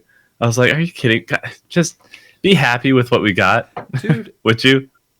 Dude, I have had people, and this is, I people do whatever they want, but there are people who are very obsessed with the game, like absolutely like unhealthy amounts of like obsession. Like if I had people who thought I was the worst person in the world because I said Thancred might die, and they blocked me, and they said like lots of like they went crazy. I'm sorry, they were upset, and I feel like there is a good amount of people who unhealthily attach themselves to certain aspects within the game that they actually start to attack other people for having different thoughts of how the game should be developed or anything else. In the end, it's a game that we play, and we just like playing it. You can't take it more seriously than that, I would think. But Yeah, the dev team cares about us so much, and they care about the game so much. So, like, treating them like they don't care, like they make excuses, they don't fucking make excuses. They care so much, and if they can't do something, if they say they can't do something, they probably are just like, we thought about it, and this is going to be hell. Or they even tried to. Yeah. Like, right? Like, or they even like went down the road and started doing it, and they're like, this isn't, we can't do this. They are not lazy people. I'm grateful for them. yeah, No matter what, like, I'm disappointed about something still, and they still deserve criticism at some point, but like, am I going to hate on them? No, not at all. Yeah. I mean, I can't. I'm sure they went through absolute hell making Male Vieira. Yeah. It was probably overwhelmingly taxing. So people should be very, very, very grateful to the devs that made that happen, because that's not an easy feat. No. Yeah, I mean, Especially with COVID, and everything else, like tackling a big project like that, bringing a new, entire new gender up to speed. That's big. yeah. Yeah. And the thing is, like, it's not just a gender, it's that it's a whole new model, like, right? Like, it's the same thing as making a new race. It's the same thing. It's a ridiculous amount of work. And the fact that they even brought up female Rothgar afterwards, and they apologized that they couldn't get female Rothgar out this time, and that people they were complaining. complaining. Oh my god! Right, like, that's another thing, right? But just them that they were saying that they were gonna do female Rothgar in the future is also mind blowing. It's crazy. I thought that they were never gonna do it. It's an absurd amount of work. I knew, so I've said this for a while now, for like years. I'm like, they're gonna do it. They're not gonna introduce a new race. This is what they're gonna do, because it makes so many people happy. You make a female and male version. You make everybody happy. They don't care if there's another new race or not. They want to see this, right? That's all they care about. So that's their ace in the hole, is to try to make that happen. But it's probably the same amount of work as making a new race with two genders with it as well going forward. And they decide to do it because it makes people happy, and it makes logical sense. For me, it made logical sense for them to do it, because I felt like it's not an easy win, but it's a win. They know it's a win in some way. Right. And they care. Bottom line, they care. Yeah. So I'm glad they did, because now I don't have to hear about it anymore. Yeah. I wonder how happy people are with the design. Like, for the people who are diehard, like, wanting Male Vieira, I wonder what those people think. Because I wasn't diehard, I need Male Vieira, right? I'm just like, oh, it would be cool. Like, I want people to be able to enjoy it, right? So I wonder what they think about that, what it looks like. personally, I like it. I think it's a cool. My friend said it in my raid. They said it's like a mixture, like a good mix between male Makote and male Aura. It's like in between that. Yeah. So I think they did a really good job of making it feel like mystical and kind of like elf like sort of, because that's Viera are very like, as far as fantasy goes, very elf like. They got really slim features and they're elegant looking, and it's like they nailed that, I think. I knew, they made the right choice. No matter what, they made the right choice with how it looks, I think, because this is exactly what people wanted. I think it would have been amazing, though, if they went the same way they went with Hrothgar, and they went more bunny than human look. And like had like a kind of a big nose here, the mouth, and like the two teeth sticking out in the front. Like it looked like, I think people would be upset. They would be really upset. But it would make my day, dude. I would have loved to see that like pop up on the screen. I was saying when the Laportes or whatever showed up, I was like, oh wow, they did male Viera. Look at that. Yeah, no, that's what people were saying. Yeah. I saw somebody with the beast race. Somebody posted the tweet of oh look, male Viera, haha, and then after male Viera was actually like revealed, like the Final Fantasy Twitter goes, jokes on you. Yeah. That's great. Yeah, the social media team's amazing. They're on top of it. Mm-hmm. Yeah. But no, I'm happy because I feel like that's just going to be something I don't have to worry about anymore. I'm not going to switch. Hrothgar is where I'm stuck until they make another one that's more beast-like or something like that, because that's what I want. But I think I'm going to end up trying it because when I first started this game, I picked Elizin because in every fantasy kind of game where I can make my character, I almost always make an elf. Solely like thinking of the elves like Lord of the Rings style elves, like elegant. Right, I usually like those kind of characters, and Elizin to me in this game aren't really like that. So I felt like what you said, Merri, like this is kind of more like that. Like it's a little more elegant looking. So I'm gonna try it, but the thing that's gonna deter like which one I pick is how the gear fits, because sometimes with certain models the gear fits very strangely and makes the gear not quite look as good. So it depends on that. Particularly, are you gonna have ears that go up, or are they going to flop down? That's a very good question. I don't know. Whichever one looks better with the summoner dong. Oh, okay. That's very important. So, but yeah, particularly with shoulders, with some models, like the shoulders get oversized, and so it makes the whole thing look weird. Yeah. But we'll see. Yeah, they do seem pretty like top heavy. They have very tiny waists. Right. Yeah, we'll have to see.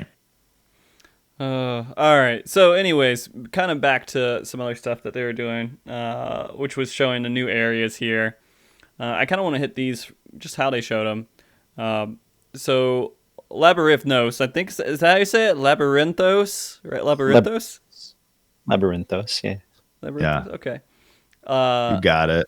That place looked really amazing to me. And then after they told me it was underground, I was like, I'm kind of all for what they're doing here. It doesn't look like it's underground at all. It doesn't have any aesthetic to it. It's like, hey, it's underground, because it has that fake dome sky.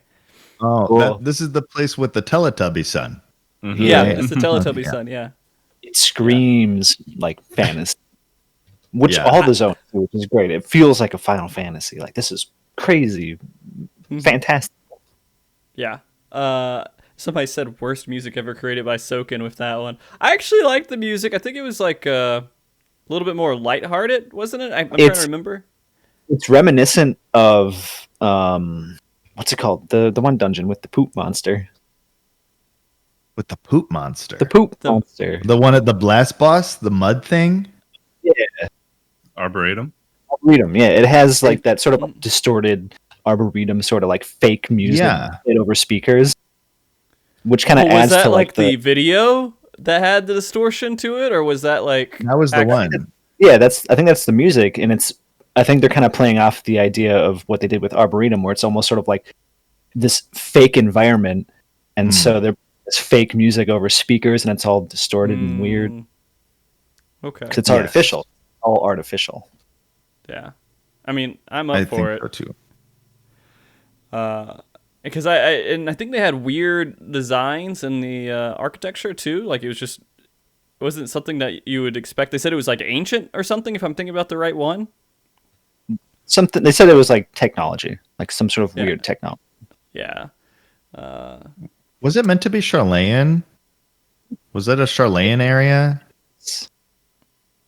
Yeah. Yeah, you can see it in the architecture.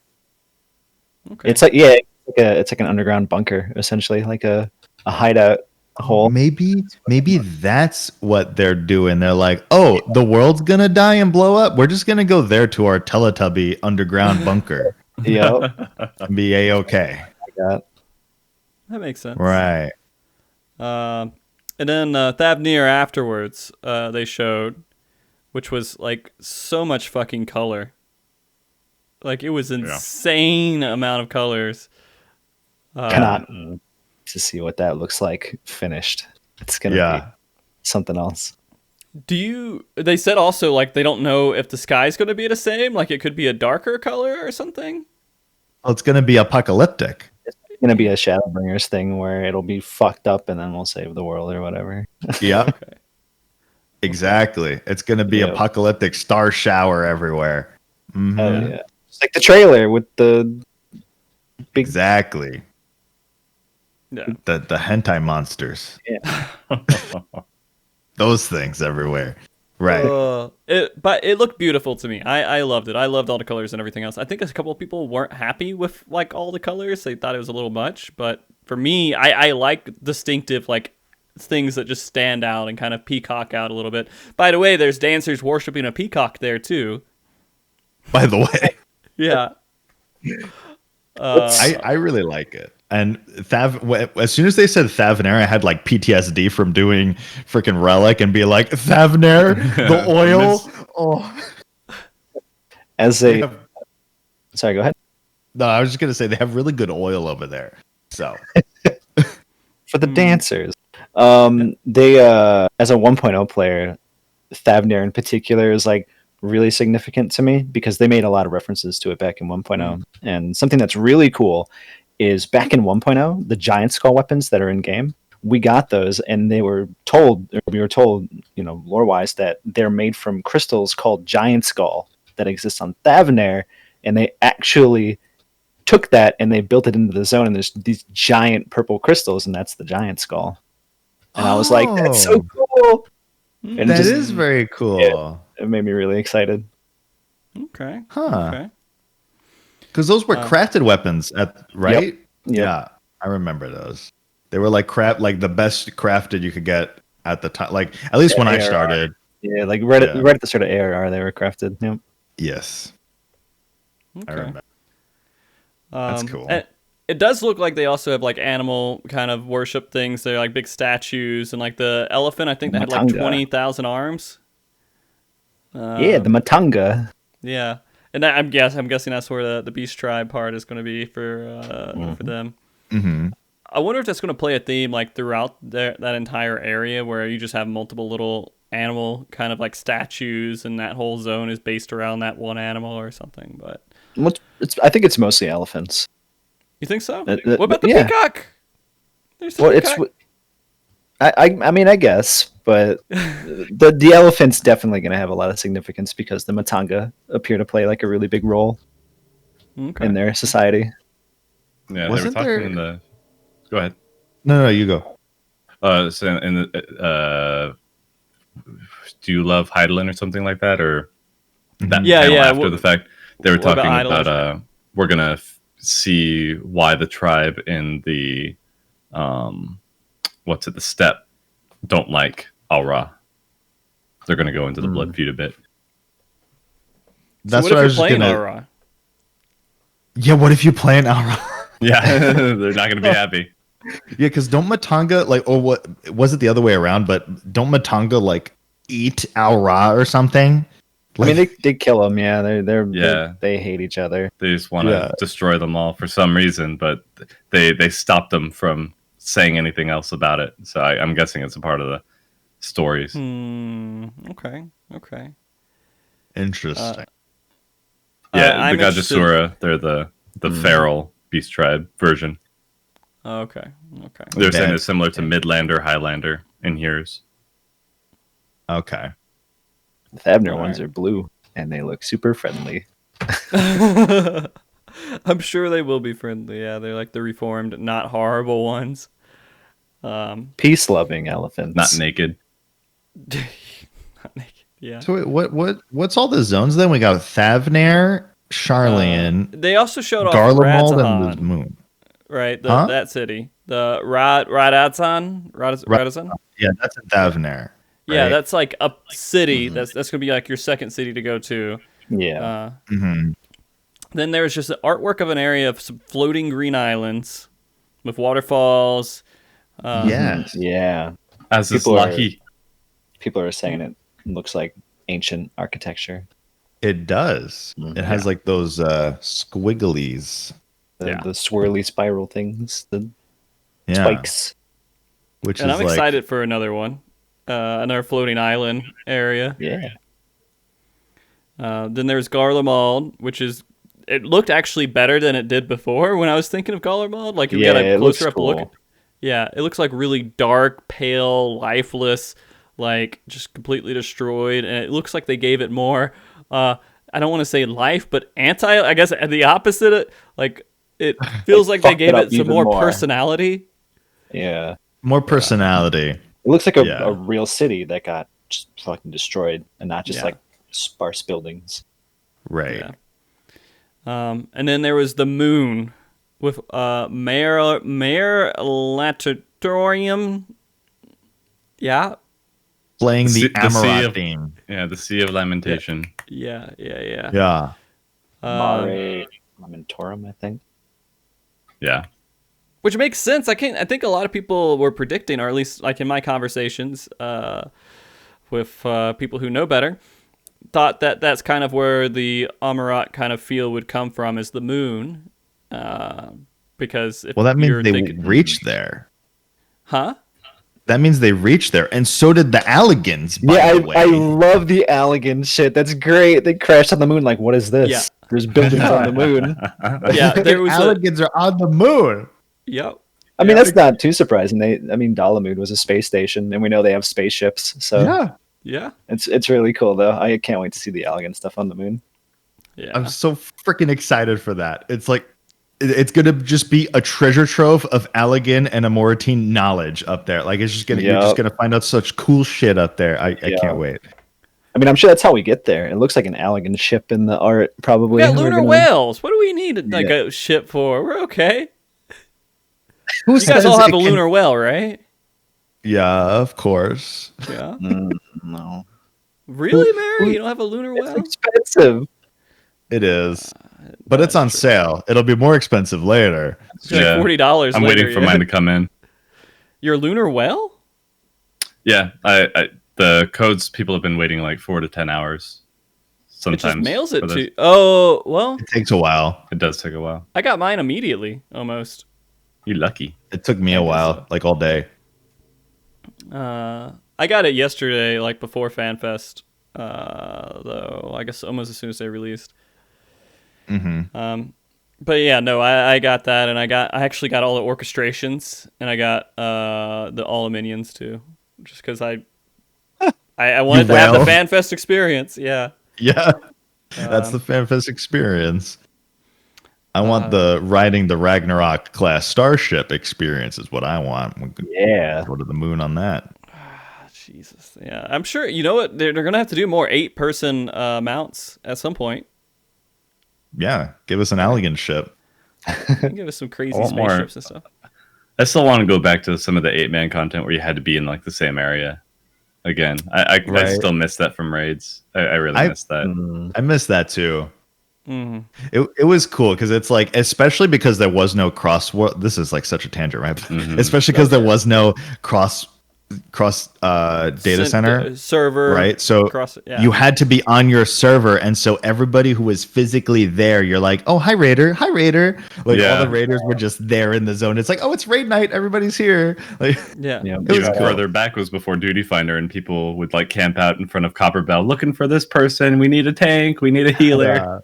Oh man, Shout out to the gazebo in Falgore. Yeah. Yeah, and people would joke like the menders there were getting super business at the time because the sad thing is, even though you have this 8-person mount, it's like, when will you ever need a mount that can carry 8 people? Doing maps, I guess. Yeah, maps is literally the only thing at the moment. Big Fate Party. Bazja. Oh yeah, there you go. Mm-hmm. Okay. Which is probably the next thing to happen because a new Bazja is going to come out. Speaking of spaceships. What? Yeah. Speaking of spaceships, they're bringing a warship into the story now. Are they? Yeah. Oh, Final Fantasy 12. Yeah. Oh shit. I know nothing, dude. Like I'm clueless. I watch all the cutscenes. I just don't know anything. Just goes one ear out the other. I guess so, dude. I feel so stupid. I see every time we talk about it, I'm like, everyone's like, "You don't know this?" I'm like, "No, yeah, I don't." Like, who's that in the trailer? Oh, that's Red LSA. That's Blue Red LSA. Yeah, they're bringing in the Ifrit from Final Fantasy 12. Oh, jeez. Big ship. All right. Anyways, the moon, guys. The moon. Right, the moon. That's right. There's moon caves. There's moon caves they went into. Moon air. We got moon. Yep, they got air up there. Yep, that's elegant technology. His cape is billowing in the wind. All right. Yeah. That's true. It is straight, yeah, because it's like flapping around. I mean, I think they had a conversation about that, and they're just like, yeah, don't worry, there's air. It's just fine. Don't think about it. Yeah. Well, I think the moon is obviously something more than just a moon. Like it's Zodiac, right? It's Zodiac. Yeah. I mean, I think it's more than even just that. Yeah, like, well, I'm assuming that he's like contained inside it, but what it is more than just a moon. Mm-hmm. I think it's something the ancients made, and not like something that was already orbiting. So they didn't like dig into it, like it's not a big rock, and they just went in there and digged in there and made stuff. You think it was actually made, and it became like a big rock, something? Maybe. Okay. Yeah, gravity. Just gravity pulls in space junk. Yeah. All the space junk. But the fact that the Alligans were there means the Alligans knew, right? That means they knew about ancient stuff. Mm-hmm. So, oh man, that's just super. I love Alligans. That's just super exciting. Yeah. No, they did a really good job making Alligans part of the story overall and making them kind of mysterious. And then like the Amarat stuff and Amarat teens or whatever, they kind of made all that stuff like really appealing. So, and they're banking on it a little bit here going into this expansion. I hope they are, at least, and they're going to be using a lot of it. But yeah, all these different areas. So you got the moon, you have like super crazy color place, you have super insane ancient RPG old Charlian. Then you have floating islands with waterfalls everywhere. I mean, there's a lot of stuff. There's a lot of really cool places. Yeah. I think I'm the most excited about these zones than I ever have been for zone previews. 100% agree with that. Yep. Then they showed some more characters. They showed the Magnus Sisters, which is supposed to be kind of like Final Fantasy XIV's own little version of them. I'm not as familiar because I don't remember Final Fantasy IV very well. I never played 4, and I feel like I should because of all these 4 references. Yeah. I think I'm going to play. Oh, have you not played it either? I mean, I've played it, but I was like a baby. Did you not play it, Merri? Nope. Did you, Drak? No, I actually just bought a whole bunch of old Final Fantasy games because they were on sale. Well, we all got to play 4. I was going to ask you guys about the Magnus Sisters. I was like, can you guys tell me about the Magnus Sisters? And I guess nobody here can. There were some in 10 too. They're sisters, and they probably do magic. Yeah. My first thought was... Go ahead. What? No, I was going to say they look like part of Avnir. Like, they look like part of that. Yeah. When I heard Magnus Sisters, my first thought was like Twin Rova from That's exactly what I was gonna say. Oh my goodness. Really? Yeah. That's my first thought. I will be playing. I already played through 1 recently. I'm playing through 2 next. Then I'll play through 3, and then I'll play through 4. Hopefully, I can get through that before the expansion. Next 6 months, I think I can do that. Yeah. I'm trying to knock all those out. I mean, I also have Intergrade coming up, so I'm gonna have to play that when that comes out. So a lot of Final Fantasy stuff's coming up. Shit. Forgot about that. I need a PS5 for that. Fuck. Yeah. Good luck. Yeah, right. If you were still around, I would let you play on mine, dude.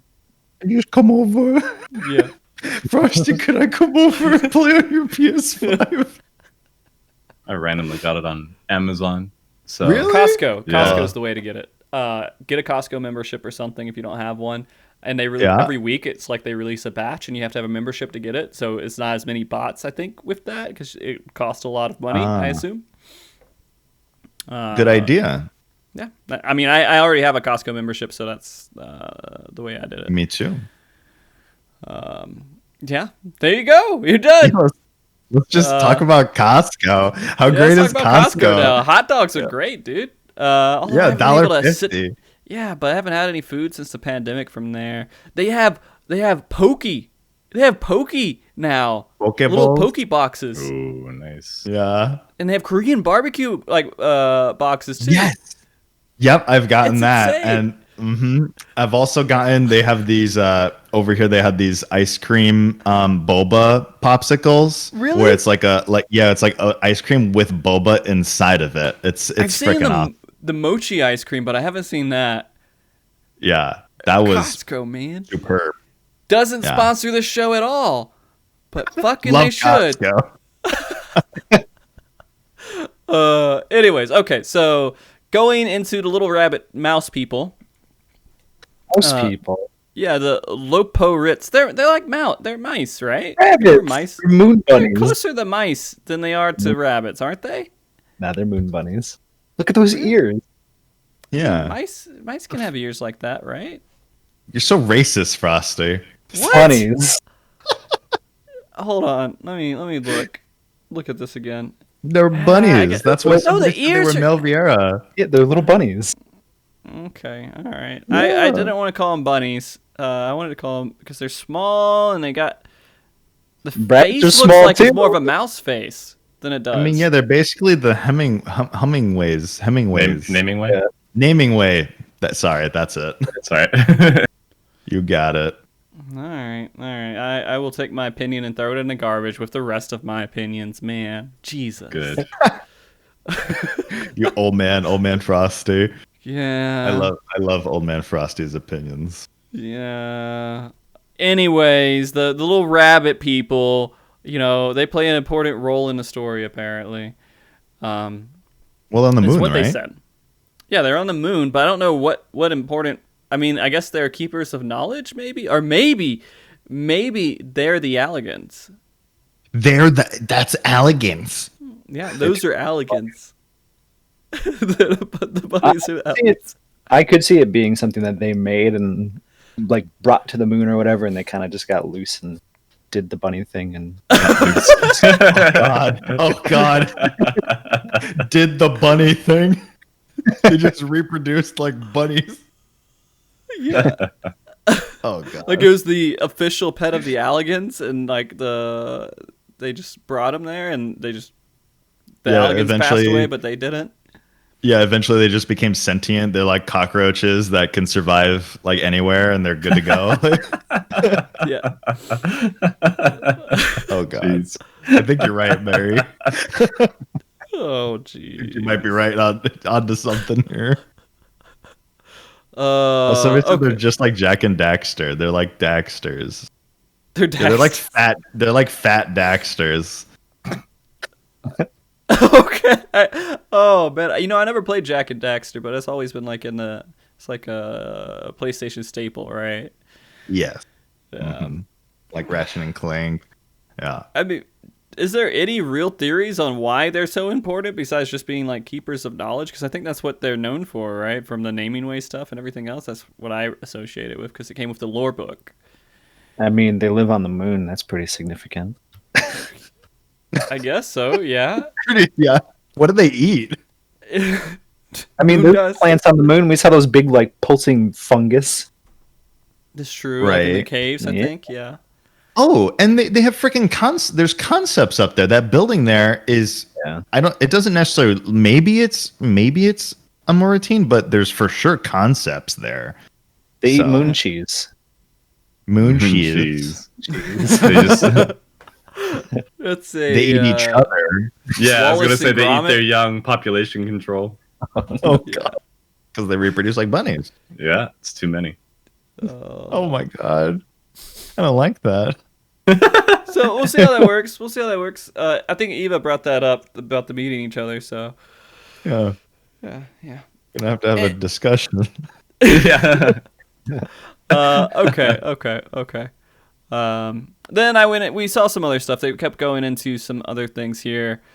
They did go into data center travel. They went in, I feel like they gave us a little bit more detail on that. They said you were going to be able to do duties with them. Yeah. Wait, really? I missed that. Yes. Holy shit. Yeah. Yep. Holy crap. They're going I wild over screamed. there. Yeah. I don't know. Wait a minute. I don't know if maybe there's like a translation that was a little off there because they did say duties and what does that mean? Like raids too, or does that mean experts? Like what is it? All duties? Because that's a lot. I would assume so. I get to raid with the Larryzaur now. Yeah, like does it mean Yeah. cross data center party finder? That's what it sounded like. I don't know if it means the party finder part, but maybe you can go to like that data center, then join party their up party? and do it. Maybe. Okay. I don't know. sounds like we can do content on other data, Yeah. which is game changing. We can play together. Yeah. That's Yeah. freaking awesome. It it's incredible. If that's what Absolutely. it ends up being, which it sounds like it is, it's gonna be absolutely incredible. Oh shit. But they did say go to their place and do duties. So I feel like you have to go to that data center. And then party up physically. Yeah. Yeah. Maybe. Um, But even then, I mean, that's not really that hard to do. no, it's not. Right. But that is. I'm really excited to see how far they push that, because that was during the part they're like, oh yeah, we already talked about all this. Let's review it real quick, and then they kind of threw that in. Yeah. During Because that they part. knew people were like really afraid that they would just be able to go there and only stand around and do open world stuff. They wanted to be like, yeah, you can do content. Yeah. So let's That is see. freaking cool. I hope they clarify it a little bit more in the future. But yeah, I do think that's because that's way past what I thought was the limitations that they had. I thought it was pretty much locked in with those data centers, but Yeah, I thought And- so too. And maybe they'll talk about it at the live letter tonight. yeah. Yeah, And I I'll mean, put if more that about it. technology is there, they could region. This is me, PvP Frosty. They could region the PvP matches. So when you queue in, you're queuing against everyone in that same region. Get more queues. I could actually play PvP. Holy shit. The new the small scale PvP. Yeah. Yeah.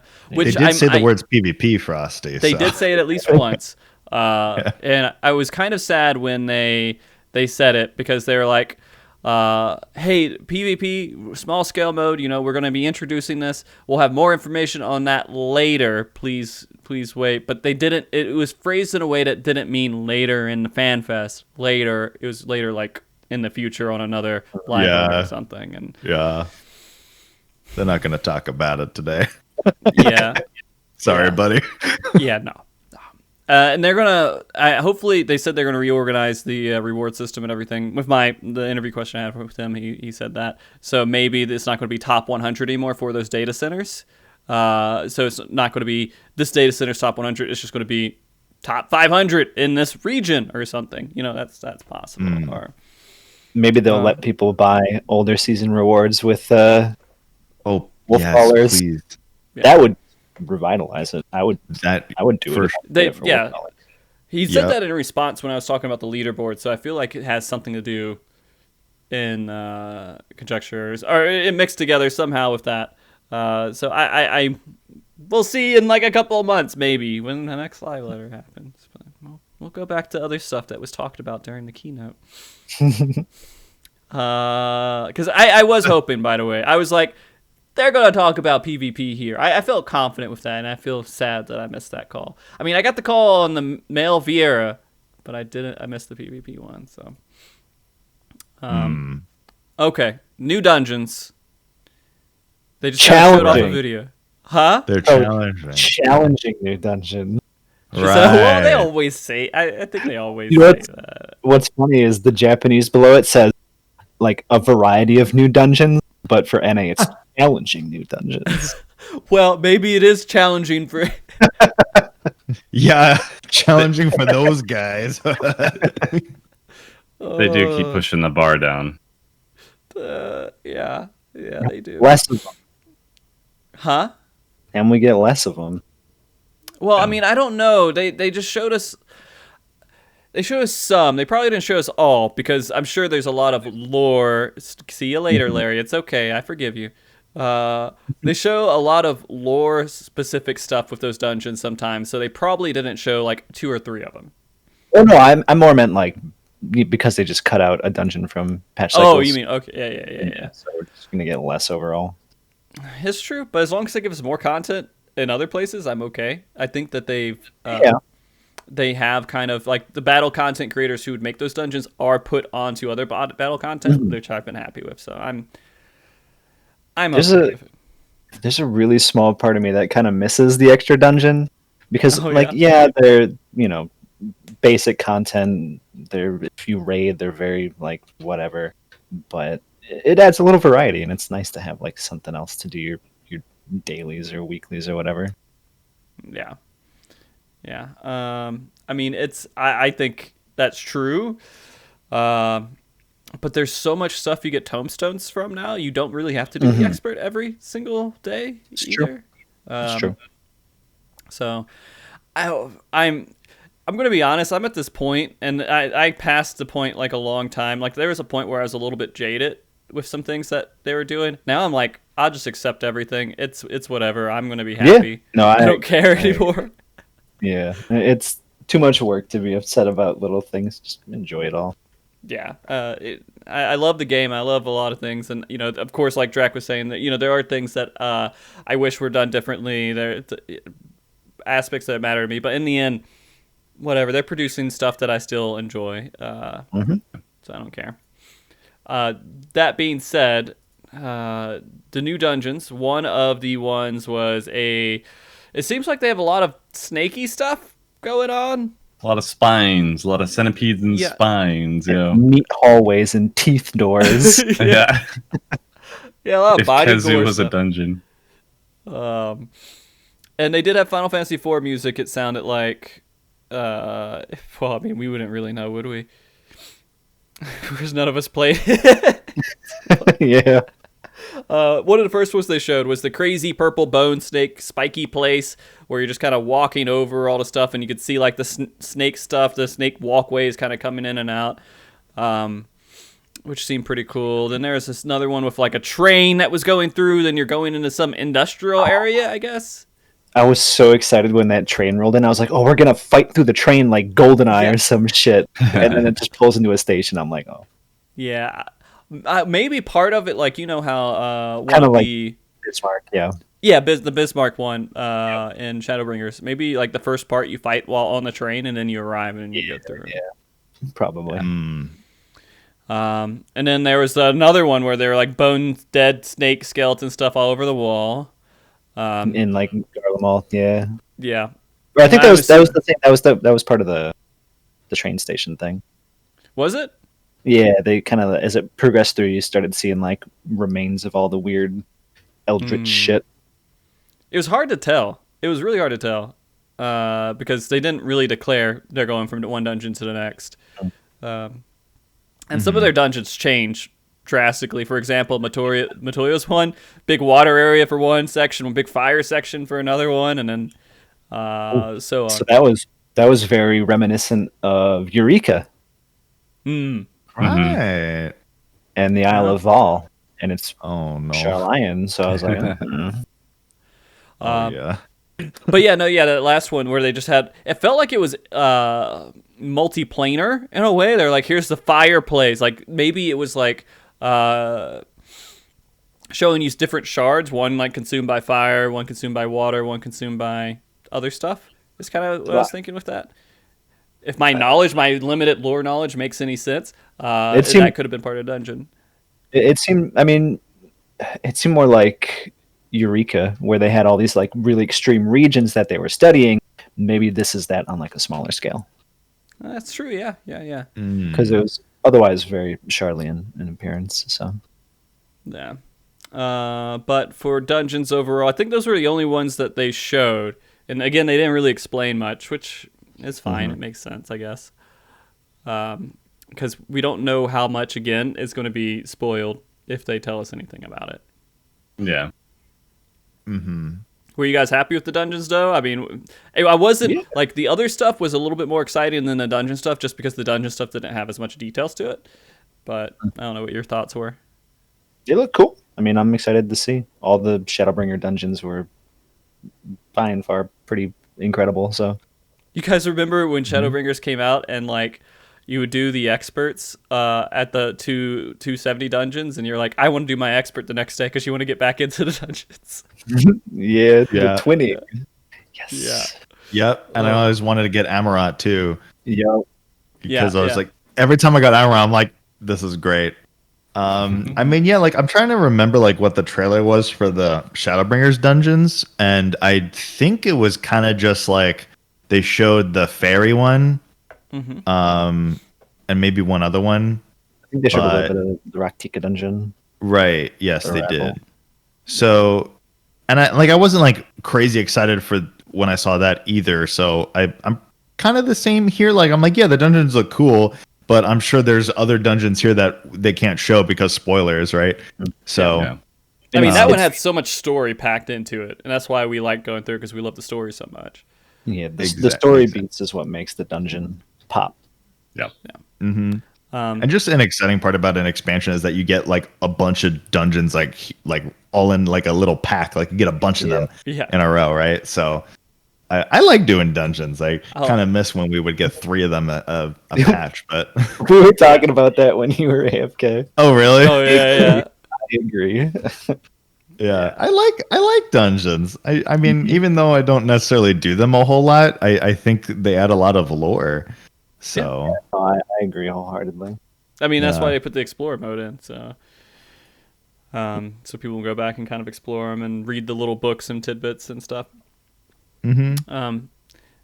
They also showed, so we know the eight person raid is going to be the La Habrea kind of mystery thing, right? The Pandemonium. yeah, it's going to be a pretty intense pandemonium. Yeah, it's going to be a pretty intense story-driven raid. It feels like this is something everyone's going to want to do. They're going to want to experience that. Then they said what the Alliance raid was going to be, Oh which yeah. is another super heavy. freaking awesome. Yeah, like the Freaking 12 has been around in the game since the very beginning. As part of like the cutscene where like they're all praying at each of like the things, right, or whatever, and then Yep. Yeah. have bring a- it in. Go ahead. I have a ring from 1.0 of my guardian deity because they gave all of our characters like a guardian deity ring. So I have an Oshone ring that I always have done almost. Yeah. Oh, that's cool. I didn't know about that. That's Yeah. cool. Man, I was not expecting that because when they said that the 24-man. So first, really quick before that, when they had the slide up for Pandemonium for the 8-man raid, I'm like, oh yes, tell us a little bit more about it. Come on, just little teaser, blah blah blah. And they're like, another 24-man raid. I'm like, oh man, we got nothing. So that's They're just fine. reminding that it existed. Yeah, I mean, Right. they can't tell us anything, or I mean, because Yeah. it's so heavy with the story. Yeah, I would be interested to see what you guys think about it. But back to the 24-man Yeah. raid is I wasn't expecting it because when they said that that the 24-man raid was going to be a story about like something that we didn't know that was still questions from A Realm Reborn. My main thing was like either like Lake Silvertear, right? I was like, oh, maybe it'll be about Lake Silvertear, or like what's underneath Crystal Tower, right? Like that kind of stuff. It didn't pop into my head to even think about the 12, and it's perfect. There's 12 bosses. It's perfect. Yep. Wow. Yeah. Oh, I didn't even. No, like Yeah. no. To be honest with you, with a previous, I thought that was going to be the 8-man raid is going to be like we go 2 to 12 because that would line up too, right? Right, 12 bot. Yeah. Mm-hmm. And so I don't Same know. thing. I don't know how they're gonna, do that with the Alliance raid, but both of them are hype as hell with story and lore, which, going through Stormblood, we got kind of detached from that a lot, and now we're just in this whole new area where, like, this is the world. We're all experiencing that through, like, semi-difficult content, at least, right? Yes. Yeah.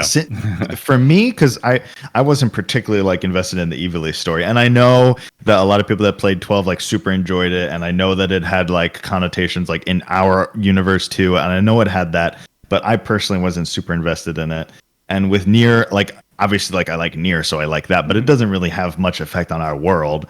So this is the first time that we're gonna get that since Void Ark. Like right? So like Crystal Tower and Void Ark 24-man raids had a lot of impact on our world. So this is super, like even more probably. Yeah, this is super huge. So I'm really, really excited for it. They didn't give us any detail, but they gave us the detail that we need to be hyped for it. So I'm fine. And it sort of ties back into them just like tying up everything with this expansion. Right. They're like, hey, we got these loose ends. Well, we got content to put it in. And they're just like, let's throw it in. That's true. That is like that would They're not have been doing the any other crossovers thing. right now. Like literally no. Like that was one of the interview questions for Happy. He was talking about just Monster Hunter in general. He was like, yeah, well, we have no crossovers planned currently, and that's because they're putting all of the story into all of their content. I think. So. Yeah. Random flask in chat there. Not to bring it up, but Azema, that'll be also a very interesting thing to learn about. Yeah. I don't know anything about into- that. I'm an idiot. Tell me. Azema is like based off of Zem. I'm still stupid. I know what a Zim is, I bet, but I can't attach the name. So where is them, right? That's us. Where is Zim? Yeah. What? A Zem is one of the convocation of Yassian. A Zem was a And that's method, us. and that's your character. Okay. It's all coming back to me, I think. Yeah, because that That's cool. conversation that we had in Amarat, is that right? That explained? You're basically you're a shard of one of the Guys, I'm members. sorry. Chat, please. Don't. Okay, Please. hold on. No, you're good, Frosty. So yes, so Azem was called the Traveler, right? So there was the convocation that was summoning Zodiark, and so Azem was the Traveler who would go off and just go elsewhere. And this is actually part of one of the stories that you didn't read, by the way. Yeah. But they would go elsewhere and they would adventure and be an adventurer, which is what we do, right? And they just want to help people, and that's what we do. So we're a shard of that soul, right? So something that people are thinking is that Azem is based off Azema, which is one of the 12. So which came first? It was probably Azem came first, and so people saw Azem and were like, that's Azema, and that became Azema. I wonder if we're gonna find out like if the other members of the 12 are based off of other ancients. Right. Oh yeah, that'd be cool. So maybe we'll kind of like get all that tied in with Endwalker and finally learning about just everything around. Yes. Yeah. I probably should just nod my head and say, but I'm doing my best not to be like that. I want to like make sure I'm not going into things I don't know about, but I will let you know every time I bring Ethis and Anonymous on here, YouTube comments are like, Frosty should die.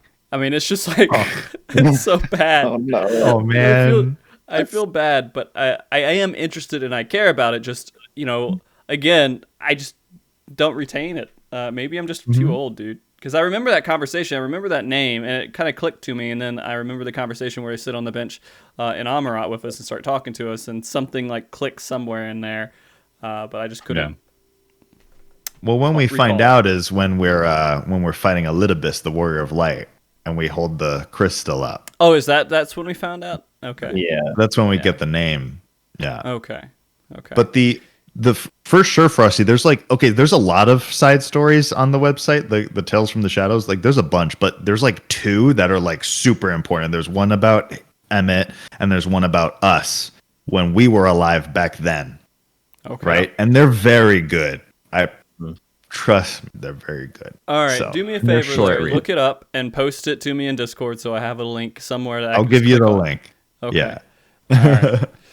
Oh, thank you for bearing with me, guys. But you had some thoughts on Pandemonium you wanted to talk about, Larry, right? Well, I wanted to get your guys' thoughts of what you think it even is. Like, I mean, we know it's La Habrea, right? So what do you think? Like, is it like La Habrea's like creations that he's made, and because he would always make these crazy things? Stupid Frosty here, by the way. The conversations that I've had so far is that it was, part of his creations and everything. That's what it was going to be. It's going to be like his, because he was one of the people who made these creations back in the day, right? Yes. Yeah, that was his thing. So exploring his past fire. with that. Yeah.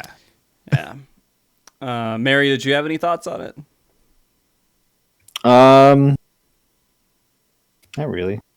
Okay. I mean, we don't. It's just complete conjecture at the moment. I was just wondering, but yeah, we have nothing really to base it off of besides it's La Habrea.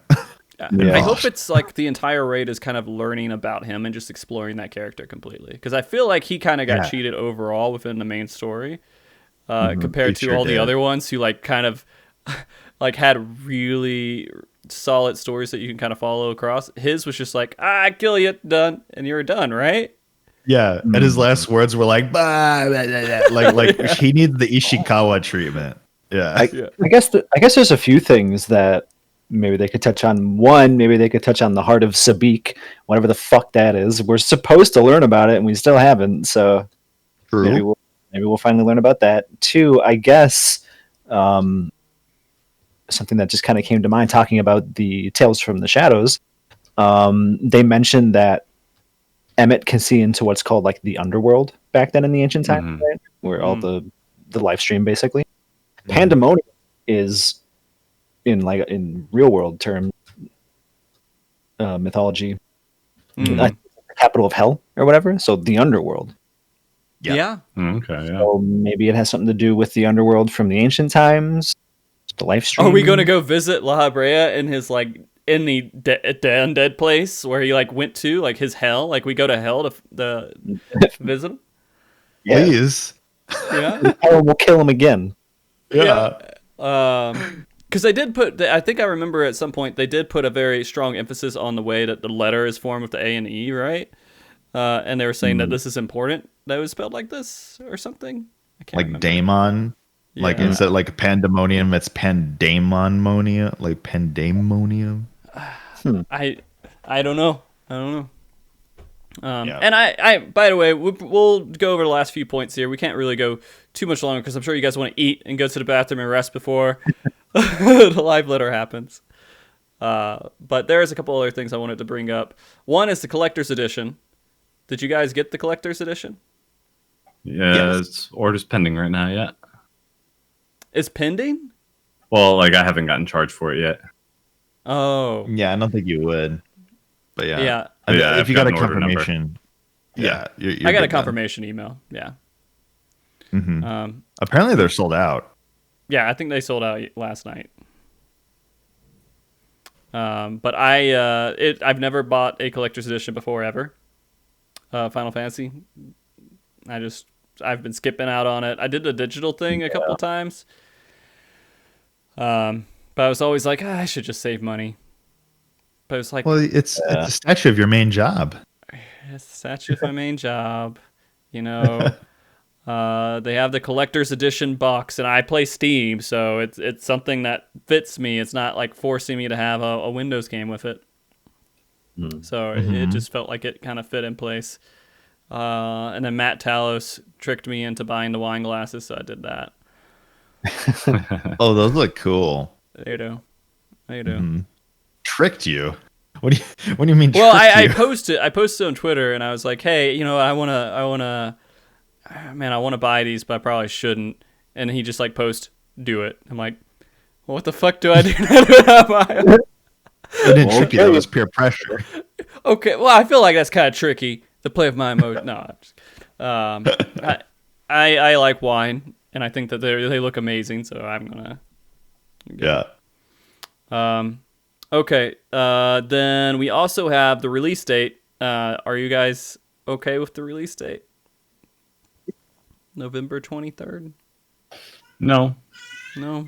No. I mean, it's far, but I'll take it. I understand. Like, I'm not hating on it, yeah. But You know what's... So, they didn't say what season it was until the trailer, right? I don't think they said fall or winter. No, we knew it was fall. Did we know it was fall? We did. Yeah. Okay. I think so, yeah. Well, they said fall at the very end of the trailer, and so everybody's like, okay, cool. And then they announced the date, and they went pretty hard on like, it's technically fall, guys. I know it's late fall. Yeah. But I mean, winter really doesn't start till the end of December. It's hard to get that out of your head because you think November is winter because it starts to snow around Thanksgiving for a lot of people. If you're in America, that is. So, Not where we live. No, Yeah. no. Unfortunate. Yeah. I miss the snow. But I mean, it is what it is with the date. I mean, I already took off, so. Did you? Yeah, as soon as I knew, like when it's to the 23rd, I'm like, oh, that means the early release is probably the Friday right before that, and then it was. So I'm like, all right, take off maybe I up should until too. Thanksgiving. I haven't taken off for an expansion release before, but maybe I should. You should. But yeah, no, they said I'm okay with it. I didn't care. I knew it was going to come sometime this year. The only thing that really is an issue is that the raid release is going to technically be a month after that, which is right around Christmas. Yeah. Yeah. Oh yeah, because it's not 2 really- weeks after; it's 4 weeks, right? Yeah, and that's really going to screw up a lot of stuff. Unless if they change that formula up, I don't know how I can dedicate that much time to it. But, Maybe they'll delay it an extra week. Yeah, maybe it'll get because they do that. The expansion could actually be delayed from that date, right? They've done that before, so it's not 100% confirmed. Although it would be kind of tough for them to move it because they already feel kind of like behind at this point. Well, I more meant the patch. Oh, the patch could be delayed too. They might push it back a week so people can do the holidays and then raid after. I hope so. I hope they actually take that into effect. But then if they do that, it'll be between Christmas and New Year's. So they'd have to delay it 2 weeks. Right? And then this raid will be important to make sure you get every week because the raiders have to prep for Ultimate. Because you get What Ultimate if to patch after. they decide this time the first raid and Savage is going to be released at the exact same time? I wouldn't like that. No? Wait. Oh no, that's what we end up normal. doing, right? Except for Yeah, the that's very normal. first one. Yeah, except for the first one Yeah. of expansion. I They don't could. think they'll do it. It depends on. I think they'll probably listen to whatever like the world's first community. I don't know if they're going to feels listen to what the about world first community feels. I think they're going to Maybe do not. whatever they want. Yeah, they're going to do But whatever. they're the ones that will be affected. Like I think the most by it. But Yeah, giving the 4 weeks is like I think so important for them. If anything, they're probably just gonna push it back a week. The opening Savage up a week later, maybe if it ends up lining up with the Christmas week, But I don't think they do it any sooner because they want to give people time to level up the jobs that they need to, right? So I think what they would do is if they really wanted to do it, push normal and Savage back 2 weeks. And normal comes out 1 month afterwards. And that way everybody experiences all the other stuff. And then normal raid will come out right before Christmas. And then Savage will come out right after New Year's. And that will not interfere with holidays as much. But Let me see what it is right now, actually. So right now, it's the 23rd. So this December 7th would be normal raid, and then it would be December 21st, which is Christmas week.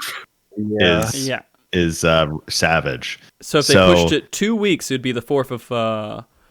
If they pushed it another week after that, it would be the 28th, which is New Year's. Yeah, maybe that's okay. The Christmas week is not. No, between Christmas and New Year's is when people usually have off, and that's when they're usually doing family stuff. So right. So you're thinking January 4th? January 4th would be the best day for it. Or December 14th, if they could do a week earlier. Yeah, or they just release it on the same. Yeah, if they do it just 1 week 7th. after, that could be okay. If they do it 1 week after instead of 2 weeks after, like they do normal, then they do 1 week. Yeah. We'll see. It matters to me because it affects me a lot. But Affects a lot of people. Yeah, like the urgency within like doing it on that day, right? Because a lot of people can raid and just say, all right, well, whatever. We're not going to do it week 1. We'll just do it whatever. And a lot of raids are kind of okay. There's like the high tier of people who want to clear it as fast as possible, and like a lot of people who are streaming that content, trying to get it all within that 1 week. It affects them, but for like your average player, it's not going to affect them as much because they're like, whatever, we'll push it a week. Honestly, I think they're gonna stick with what usually would happen. So I think the Savage will come out December 21st because look, they're releasing the expansion the week of Thanksgiving. The expansion is coming out. That's US only, to be honest. That's true. Yeah. That's true. But then again, with Christmas is not so big in Japan either. I mean, it is big, but it's not the same as it is over here. KFC Day, dude. What? Christmas is KFC Day, isn't it? Yeah, they do KFC over there. Yeah. They eat fried chicken. So I mean, it's big, but it's not as big as here. New Year's is bigger for them than it is for us, and like Golden Week and stuff like that, right? Yeah. So I think they're probably gonna stick with it with the normal schedule, the normal 2 weeks after. I mean, we'll see, but that's gonna be my guess is they're gonna stick to it. Yeah. Oh well. I whatever they do, I accept it. If I can't, if it clashes with things that I'm doing, and it does, and I've accepted it. So the besides the panel here, I mean we pretty much hit everything with the keynote. Sorry, everything that's within the keynote, we hit all those points. Did you guys watch the other panels, or how much do you know about the other panels? Because a lot of people went to sleep, I think, after this. Yeah, I watched a little bit of the Heidelin one. I know the most important thing out of all of them. Okay. The what? Lahi. What is it? Oh, the Lahi thing. Yeah, I didn't watch that yet. I know about it, but I didn't watch the other panels, but I was going to watch the orchestra part. I mean, not the piano concert. The beautiful thing on Twitch is that it's separated into a completely different video or VOD. Really? So, yeah, okay. If you go to the most recent VOD, it starts right basically when the piano performance. I just watched it this morning, and it was amazing. I'm so pissed I couldn't be there, dude. Like it was because the Amarat music fits so fucking well. She did Amarat. Oh man! You think they're not going to do Amarat? Come on. I mean, you're right. Yeah. So I'm so upset that we didn't get to experience Soken's Raktika theme like live together. That would have been absolute chaos. Yeah, it would have been. It's so sad. Next time. Yeah. 2023. Yeah. That sounds like a fake year. That doesn't sound real. 2023. It sounds like something far in the future, but it's not. Yeah. It's like a video game from the 90s. Yeah. So that being said, the panels. Everyone, of course, is excited for the keynote. The keynote was amazing. The other panels, they're always there. You can make them or not make them when you're normally at a fan fest. You're like, oh, if you need to go do stuff, that's fine. You know, it's not the worst thing in the world to miss them because they're just kind of right after each other. You have a little bit of time between all of it. They put a lot of work into it. Watching the Heidelin one and watching the developer one, I think was amazing. It's really cool to see that stuff. It's not stuff that you'll be like really upset you missed, but if you just want to learn more about how they develop the game, that development panel was great. They talked about T, the guy who made T, and Sigmascape and I think AlphaScape fights. He was there, and like a whole bunch of other fights. He was also in charge of the Red Chocobo stuff, the hunt for Red October. And some other stuff. E4S, yeah. Titan, yeah. So he did a lot of really awesome fights in the game. And he explained a lot about that. He went into detail of why the streaming was so important for T, and making it really good for stream. And they talked about the heart, the cat heart and everything, and how they wanted to tell players to they were like, yeah, come on, if you know the story, you know, you could do this. He's your friend. But I thought it was cool. I think it's something that if anyone's interested in the development of fights and the graphics too, because they explained the graphics with them turning into liquid and coming back, and how they kind of did all that stuff, the animations and everything. You guys should check it out. It's just nice, even if you're not paying attention to it, it's just nice to have it in the background and see that stuff and how they came up with all those really awesome animations and fights. Yeah. The Heidelin one, again, apparently they do this often. Like, I guess we just don't get access to the streams about how do you like Heidelin? Yeah, how do you like Heidelin? Yeah, I remember that from other ones, because I remember the name of the panel. So yeah, and basically they went to, I can't remember which server. It was the JP data center. They went to a server and just kind of flew around and gave details about all the little things about the areas and gave lore stuff. Ramu, it was Ramu. And I thought it was pretty cool. Again, it's something that's just nice to absorb, but it's not like critical if you miss it. Yeah. Right. Yeah. Piano concert's critical if you miss it. You're fucked. Yeah. You're pretty stupid if you don't watch that, to be honest with you. Go watch it. Yeah. I'm gonna watch. Yeah. For sure. But that was my experience with it. I didn't watch the Yoshida's Room because it was all in Japanese. Yeah, that one's not translated. Yeah, because that was with some Japanese actor, right? Some movie actor, I think. So I mean, that's interesting, but we can't enjoy it. No, I mean, you have the Reddit translated it, like on their Discord and everything else. So you could go through that if you needed to. But I just felt if I was going to miss one, that was going to be the one that I was going to miss. Because you always have to make a sacrifice at FanFest, right? You always have to say, these are the ones that are okay for us to miss so we can go out and eat Korean barbecue. Now I want Korean barbecue, thanks. Yeah, no problem, dude. Thanks for that. Or that JBBQ place that was there near FanFest in Vegas. But yeah, no. Was there anything else that you guys wanted to go over about the Day 1 FanFest? What at the dev panel, was that Mr. Atma? No. Was that? There was someone without a nickname. Yeah. He didn't have a nickname. Yeah. Gotcha. Because I've seen the other dev panels from other FanFests, and that's where we learned about Mr. Atma. And that's where he's like, I developed UCOB, and then they talked about this. Oh yeah. There was one where he talked about, I think it was last FanFest, where he talked about the story of Uwu, and he had this whole backstory about it of how Uwu came to be.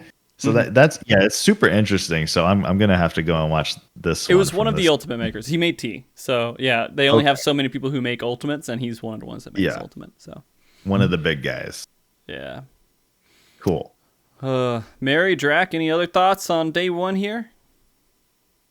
Not really. It was good. Okay. It was a good day. Yeah, for sure. Yeah. A lot of fun.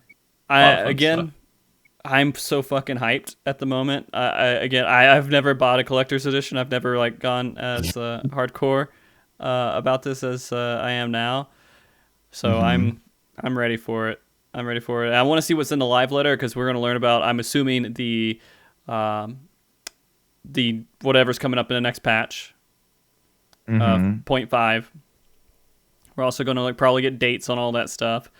Probably no PvP stuff. I forget. Does the live letter go over any expansion stuff, or was the live Usually letter not. usually it's gonna not? remember. Okay. 5 stuff. Okay. Gotcha. That's probably what they'll hit upon. They might give some more details about other events that they're going to have. If they're going to do another event at some point, they might give some hints or something on that. What else is on that schedule, real quick, just so I can remember what I know the Gillionaire's coming up. Yeah, 4 a.m. over here. Yeah, it's 1 a.m. It's 1 a.m. for West Side. Yeah. If you watch the VOD, if you don't watch it live, I'm going to be watching it live, I'm going to be, a part of that, Larry and I. I'll probably stay up. Yeah. 4 a.m. But it's right before the concert, so how we got to follow that up. It's right before the concert. I honestly might sleep after Gillionaire and watch the concert later. Gillionaire's more important. It is. It's just very important. And then there is, what's the other thing? Hold on. Let me just make sure I'm not forgetting anything, because there is some other stuff they're doing. I just don't remember what the other events were. Do you guys remember what it is? There was something about a cactuar. I remember a picture of a cactuar. The cactuar? Yeah, I don't know. There was a picture of a cactuar. I'll look it up now. Yeah, showcase. Oh, Glamour to Life. This is where I think they're Glamour. doing the cosplay pictures and stuff. They're probably doing that. Then there's a live Q&A, which they'll be doing. The live Q&A? Ooh. It's not going to have haircuts questions, dudes. It's not going to have like Mel Vieira questions in there. No Peaches questions, as Happy likes to say. Yeah. Then there's going to be the flashback with the cast, and they're going to be talking about key moments in the past. So, I mean, they're all interesting panels. These actually all look good. Like, I like the cosplay ones usually, and like the live Q&A is always very funny. So, yeah. I'm probably going to keep it on. I'm probably going to keep this on and watch all the events, except for I probably have to watch the concert. I just don't know if I can. I'm an old man. I'm old. Yeah. We're all getting there. Yeah. I don't know if I can stay up. I'm going to try. All right. Well, we've already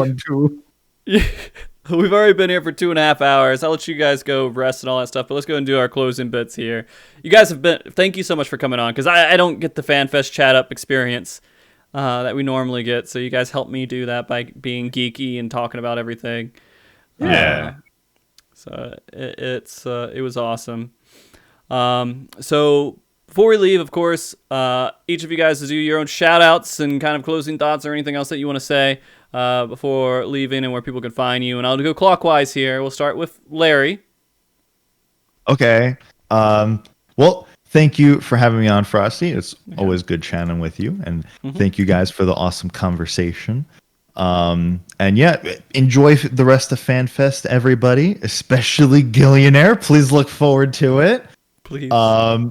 I can't say anything else about it. I was just gonna spoil, so I can't say anything else. I would get fired or something.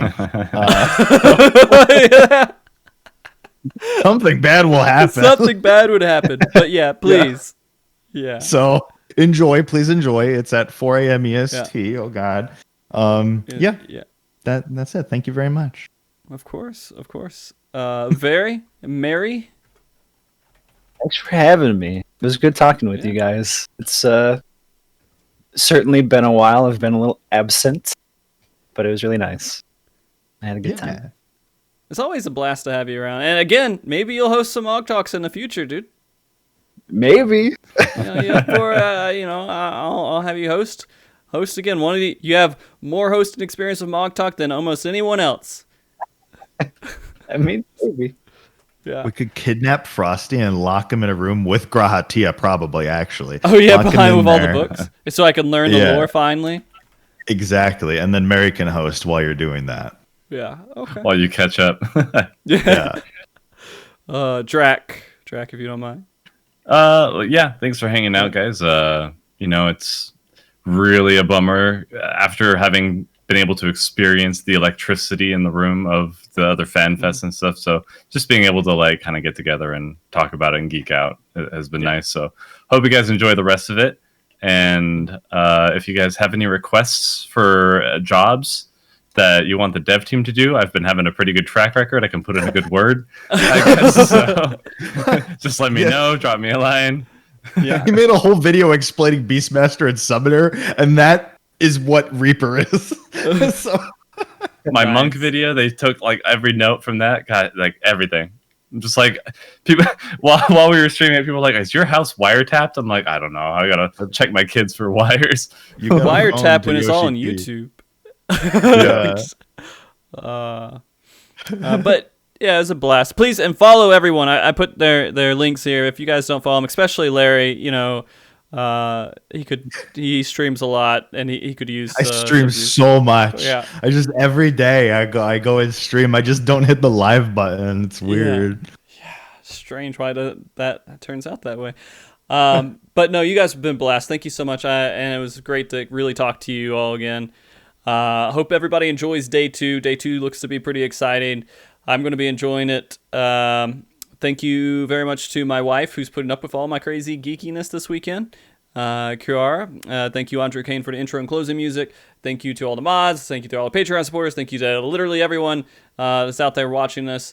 And sorry if anyone was expecting more than day 1 coverage that's watching this on YouTube when it comes out after day 2. Yeah, you know, it's just how it is. Just how it is. But yeah, it should start here in an hour and a half. Guys, be tuned for that then. But until then, be good, keep cool, stay frosty. Bye. Everybody wave and say bye. Stay I'm frosty, waving. yeah. Bye. Hey everyone, thanks for watching the show. I think that it was actually a lot of fun. I am, here just to do my personal thanks to the Patreon supporters of MogTalk. So let me go ahead and do that real quick. We have the Morning website, which is done by Nimic. They're a great place to go for a rating. Then there's Fade Temperance, which is a Discord and community around very cool rating and PvE and all kinds of stuff. You guys should check that out. Uni runs that. And then there's Super Mew, who runs the Teamcraft website. Amazing place to go if you're a part of crafting. Then we have just our regular, I don't want to say regular, all wonderful sponsors here, but they're not here. They don't have any organizations to promote, but they help out either way. It's Dude is Antonio, Tag, Nami, D Fury, Daniel H, Megan C, and Dirk. You guys are the best, and I appreciate your support 100%. If you'd like to do Patreon support, it's either in the YouTube comment in there. You can click on that link, or it's also going to be in the YouTube description, or it's going to be in the chat. You can do ! Patreon, and you should be able to get that if you would like that. But you don't have to. But you will get things like the mug cup and the t-shirt. You get some stickers maybe, and a sweatshirt I think too. But yeah, no, you guys are the best, and thank you so much for your support. I hope you have a wonderful day and enjoy the rest of FanFest.